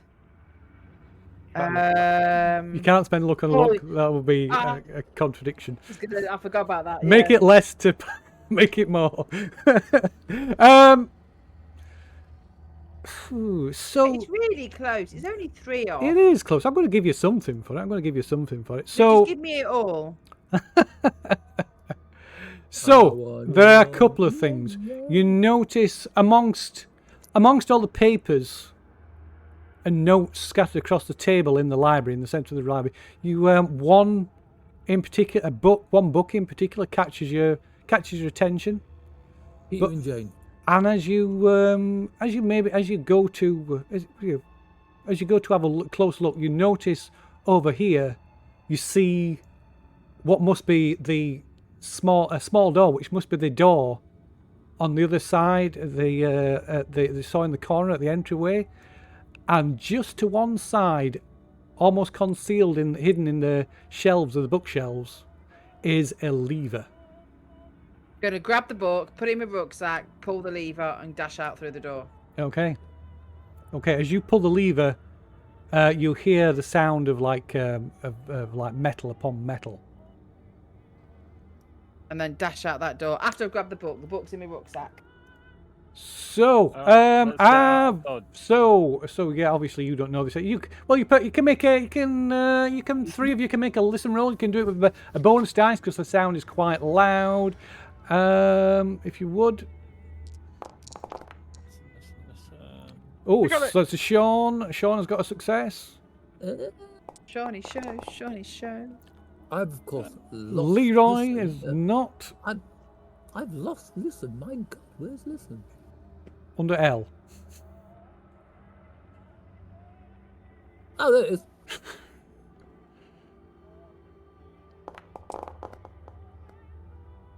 And so everybody hears. So Dylan, well, we'll say Dylan because you got a critical success. Well, an extreme success. So yeah, Dylan, you hear this noise, the sound of metal grinding. But not only do you hear this noise, you realize that it's the it can only be the cage doors being raised at the entrance. I've got one hand on the wall, and wait.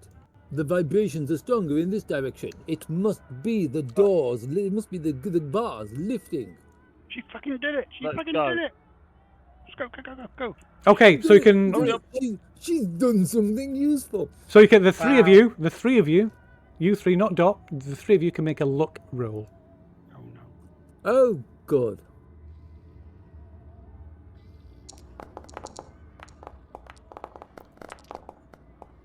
Oh wow, Dylan.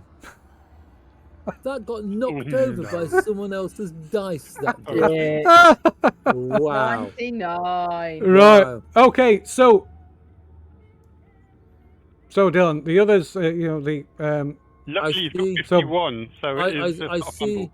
I see red balloons in my future. So Sean and helps Brian past, and Leroy's helping the girl. I've forgotten her name. What's her name? Her name is Kelly. And you come up behind with what's his name? With Greg, carrying Greg's limp body. When suddenly you hear this child's laughter behind you, and it was Karma. This, I think. What? And the little girl comes leaping out of the shadows. It was Karma, the fact that you forgot to make the counter invisible. Excuse me. How is you not doing something by accident, Karma? Because you saw it. You saw the future. I did. My future has 99 red balloons in it. Anyway, she's a kid. She's younger than me. And she like launches herself from out the shadows onto your back, trying to jump onto your back, and she gets where is so, She wants to come with us. She does. She wants you. She don't leave. She wants to play hide and seek. Don't hide. She can go and hide and count to 1,000,000. Oh, I can't see the result. Oh, got a hard success. Okay.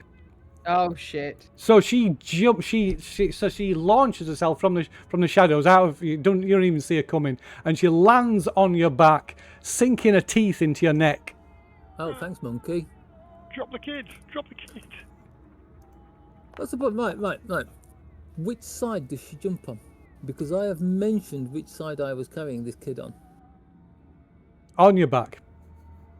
No, because I'm carrying this kid across my back. What, No, like a strapped pig going to market. Okay, so well, either way, she jumps onto your back. She sinks her Yeah, teeth into fine. your shoulders, or whichever way you want it. It's regardless. She jumps onto your back. getting it. The neck will do. I am 17 years old. When I go back to school after the holidays, It's a hickey. massive love bite. Okay, Yeah. so she nips the skin, just barely breaking the surface. You take 1 point of damage. I'm not a fan of her kink. But she like clings on, just wraps her arms and legs around you, clinging onto you and to the body of the young boy that you've got slung over your shoulders. And she just starts trying to like bite you, continually Right. trying to bite you.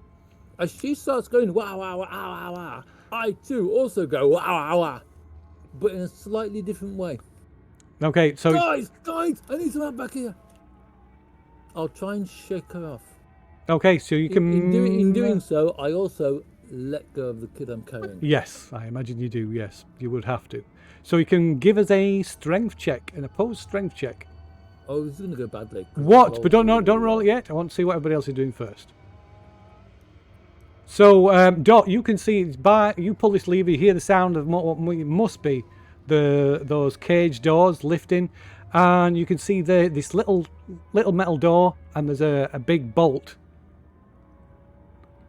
holding it shut from this side. So you should be and a little spy hole as well.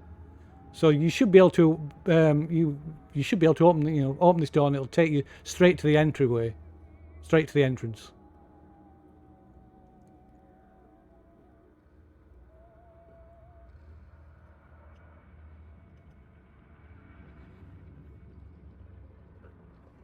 Oh, sorry, I was muted. Yes, I'm going. I didn't realise I was. That's because I choked. Yeah, I'll unbolt it and shoot through. Okay. Right. So yeah. So this is open. And so looking back, you can see the others bringing the kids through. Come on, move it! And then you see this little girl just suddenly leap out of the shadows onto Dylan's back. I keep calling him Darryl, I don't know why. I've got a mate called Daryl. This is really confusing. Yeah, I'm gonna run down with my axe. Monkey on my back! Monkey on my back! So what's the buddies? You're going to run down there. What's Sean and Leroy doing? No, never leave a man behind. I kind of like drop drop Brian to the floor and go and intervene. Okay. Go and help. Right. Let's chuck it into a dex order then. Ooh, what's up there? Why did that not work? I'm embarrassingly unscathed. Yeah. I might shout to Leroy to get the others out. That's weird. Drag the bodies out. Get it off! Get it off me! Oh, it's not. Oh yeah, because then you could like duck back in the door and pull the lever once we get past the gate. Why is it not? Oh, that is weird. Okay, we'll just have to go on. Who's got the ice dex? For some reason, the combat tracker stopped working. 60. 70. 70. Anybody beat 70? 70. I've got 70. 55. Oh. 55. Okay, so it's Dylan first then, because Dot's obviously up there. So you can give us that opposed strength check then, Dylan. Right, what? Opposed strength chest? Yep, give it just roll your strength basically. Do I get any additional dice? No, you do not. Dang. Strength roll. 40. I do it. 40. 10. Well, let's see what hers is. A regular diff.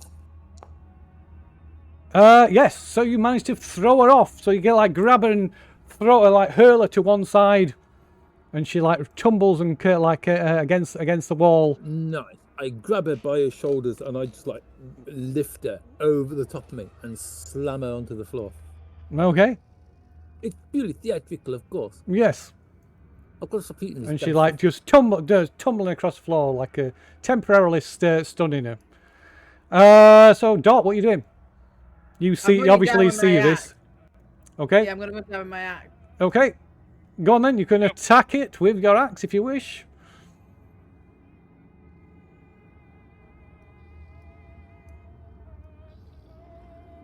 Oh, why did that not do anything? It's there. It's in the chat. I can see it. There it is. Yeah, there. It just took. You can have a bonus dice. Yes, you can have bonus dice. Yeah, there you go. I'll put the bonus dice on. Go on. So click the button. Boom. There we go. It's a hard success. So click on the roll damage button. More than one. More than one. More than one. It's just normal damage. Oh wow! Oh, okay. All right. Right. So that's when it's a kid.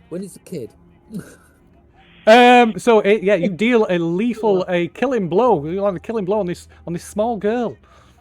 Tell us how you deal this lethal blow to this small child. Oh, I'm just gonna run across and jump up and smash it through its head.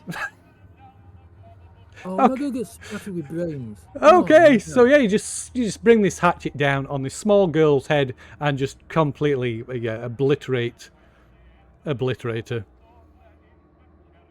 Right, let's cheese it. And her head pops Yeah. like a boil with two thumbs behind it. Yeah, everyone gets covered in brain goo. That's a Okay. good question.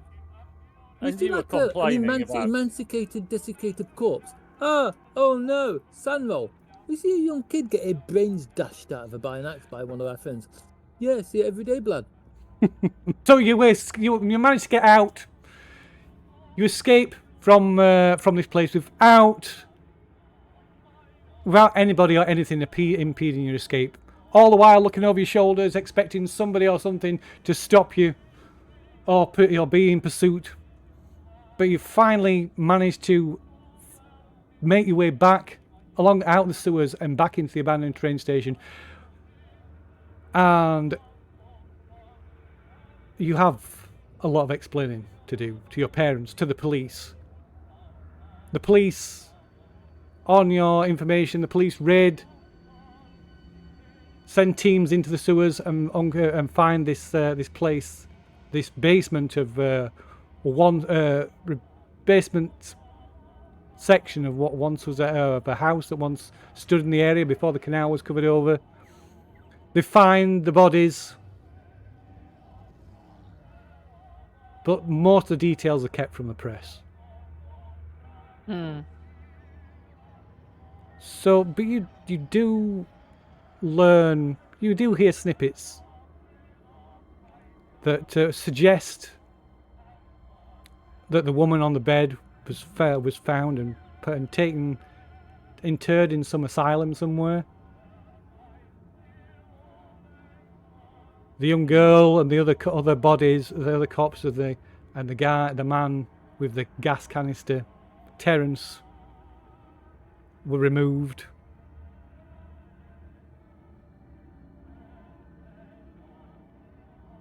But the Ever identified? They weren't able to identify any of them. No, not the woman, not the girl, not the man with the canister. They were able to eventually identify the bodies that were hung in the hallway. Some of them corpses stretching back to before the turn of the century.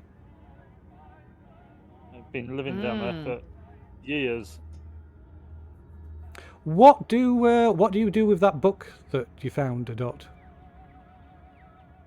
I would not hand it over. Okay. So yeah, the identity of these people, rest of these people remains a mystery. As does the fact that the doctor that you described, isn't found when the police arrive. Oh. I knew What? I should have smashed him in with the VHS machine. But I axed his head. Because nothing can survive being smacked over the head with a VHS. My God, those things were deadly. A video star, yeah, bang. Ferguson video star. I must have sent doomed my support life for- taking that book, haven't I? Good job it's a one shot. Or a two-shot. So Till next time.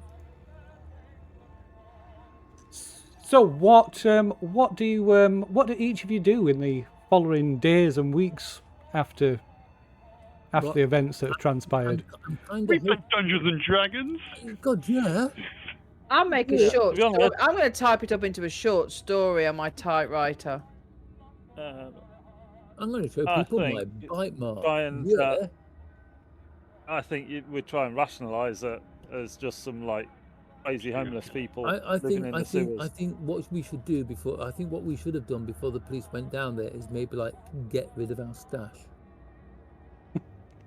I would write it up as a story, and then obviously I would hype it up to this lot and not let them, because it's really cool. There's all these dead bodies and these weird things, and it's like all this like really cool Oh, yeah, occult it's like stuff. the coolest bit was when Dot tried to take Leroy's arm off with an axe. Yeah, and I'm going to be trying to find out or anything to do with the occult and those pictures, and yeah, I'm going to be loving it up because that's what I like. We'll be doing more research on Yeah. the underground and see if there's any other like, houses No, and no, I'm not quite ready to do that, but yeah. Oh no, book research. Oh, Book yeah. research. That cellar would make a really cool den, though. But yeah, because there's things like that under the city. Oh, What yeah. other cool things are there? And even though doing dungeoneering is pretty cool. With the important thing is you're all with your friends together. And why do it on pieces of little square paper when we can do it for real? Right. But Right, next time that's just we it. go I mean, tooled up. Yeah, we sit down every weekend and we're heroes. I'm the fighter, you're whatever your character are. It's like we could there might be other kids out there in peril who need rescuing, like princesses in dungeons. So the hoodlums go spelunking, but this time we go with tools. Okay. Yeah. Okay. So yeah. So maybe you do return at some point when you. I'm going to get a couple of pair of needle nose pliers and go to the local hardware store and get like a really big bag of like split links, and I'm going to start knitting myself some chainmail. Oh yeah. So yeah, maybe you do return once your courage is once you get your courage back, and the whole place has been cleared out, gutted by the police. Wow.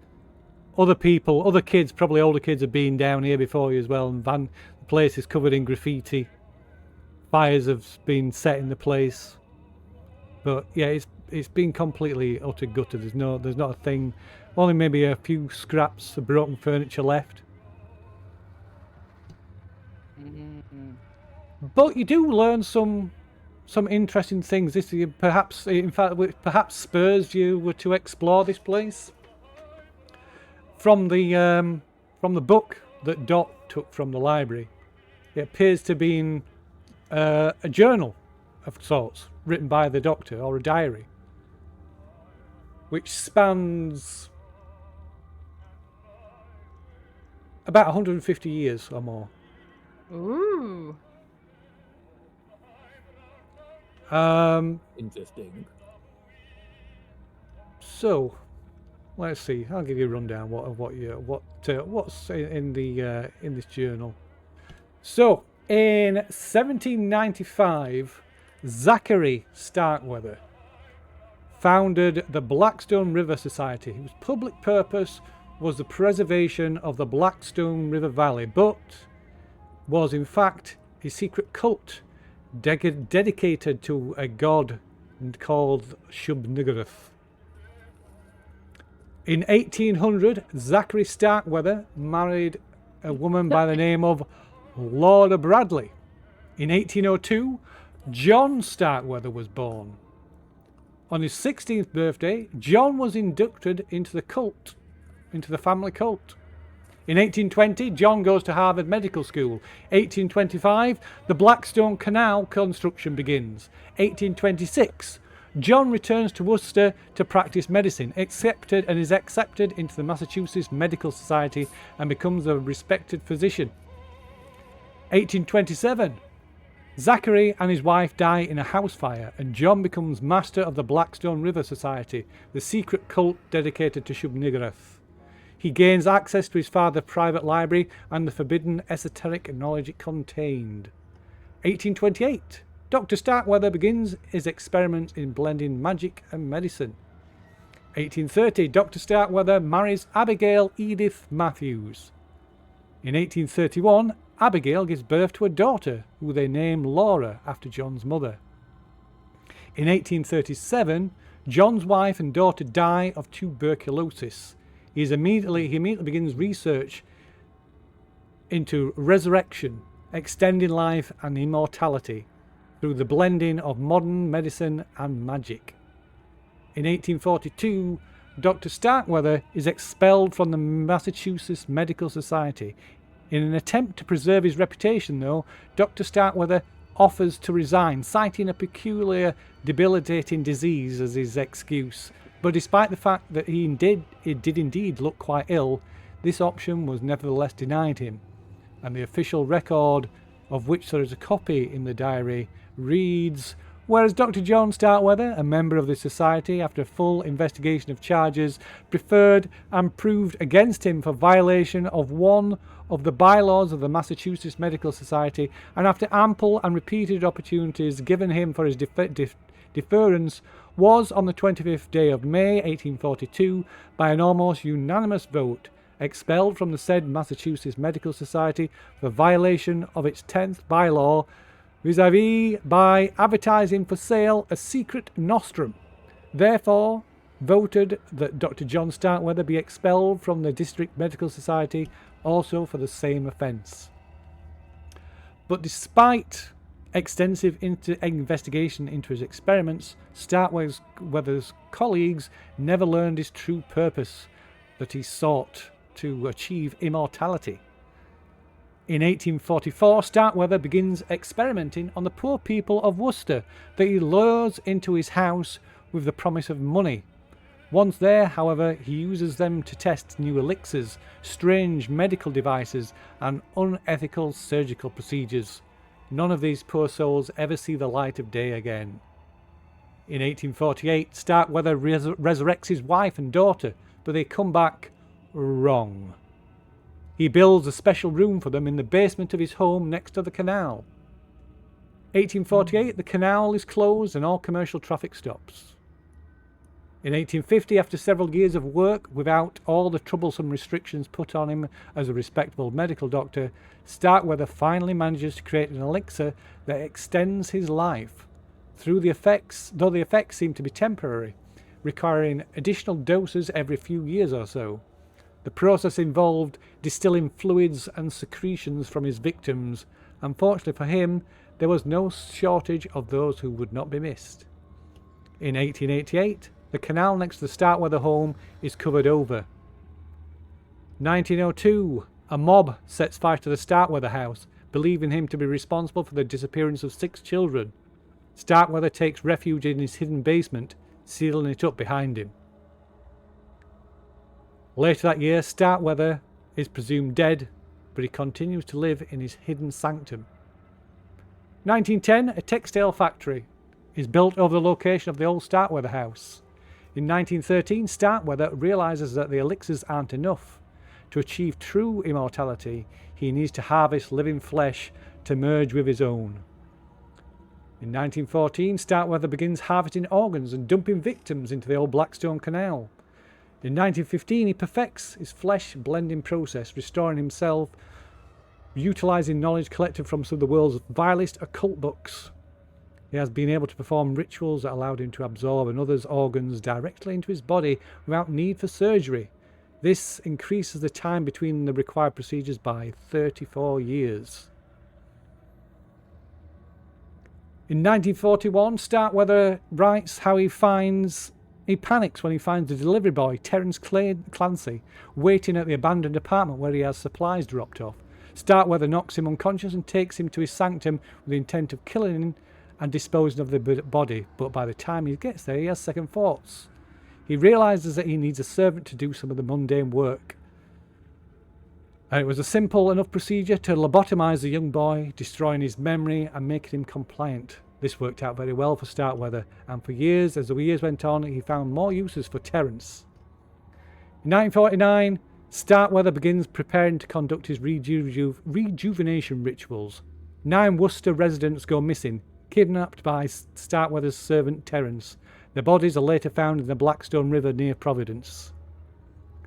1983, over the past month, with the help of Clarence, he has abducted 6 people, including 2 college students from Clark University, 1 student from Holy Cross College, a taxi driver, and 2 high school students from your high school.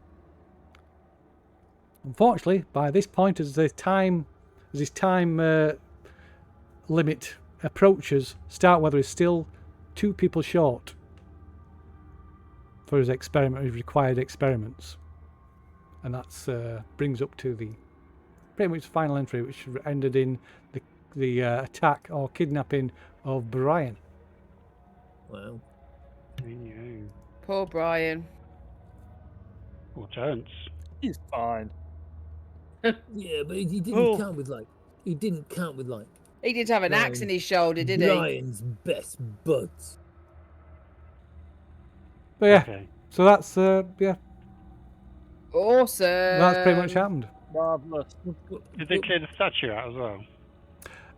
Again, all that was by the time you went back down there, it was all removed. Oh, There's nothing. Yeah. Signs of Just- fires everywhere, almost like the place Just- being burnt just out. leave- So, it is a long time before any of you can sleep again. The anxiety and nightmares of what happened that night haunt you, Doris, No. for never. months afterwards. Maybe the others suffered too, but they never spoke about it if they did. But tonight, the nightmares have returned. And you awake with a start, heart pounding, sheets drenched in sweat, and the sound of childlike giggling echoing in your mind. Your eyes dart widely across the room, almost expecting to see the glint of Terence's eyes reflecting back from the gloom. But it's just another nightmare. You lie back, take a deep breath, exhale slowly, and close your eyes, recalling the relaxation techniques from the shrink. What was that noise? A soft thud across the landing. Oh no. You almost call out, "Dad, that you?" But your voice catches in your throat. You strain your ears, listening intensely. You hear the soft hiss of your bedroom door brushing against the carpet. And with some effort, you force yourself to open your eyes, your body tensing. Framed in the dim light from the landing, you see a man at your bedside, looming above you, blood dripping from surgical gloves and the scalpel clasped in his right hand. Looking down at you with one blue eye, the other milky white, a large, ugly scar and dent running across the top of his skull. Your blood turns to ice. Hello, Doris. I've got the actual under my It's pillow. time for your appointment. The end.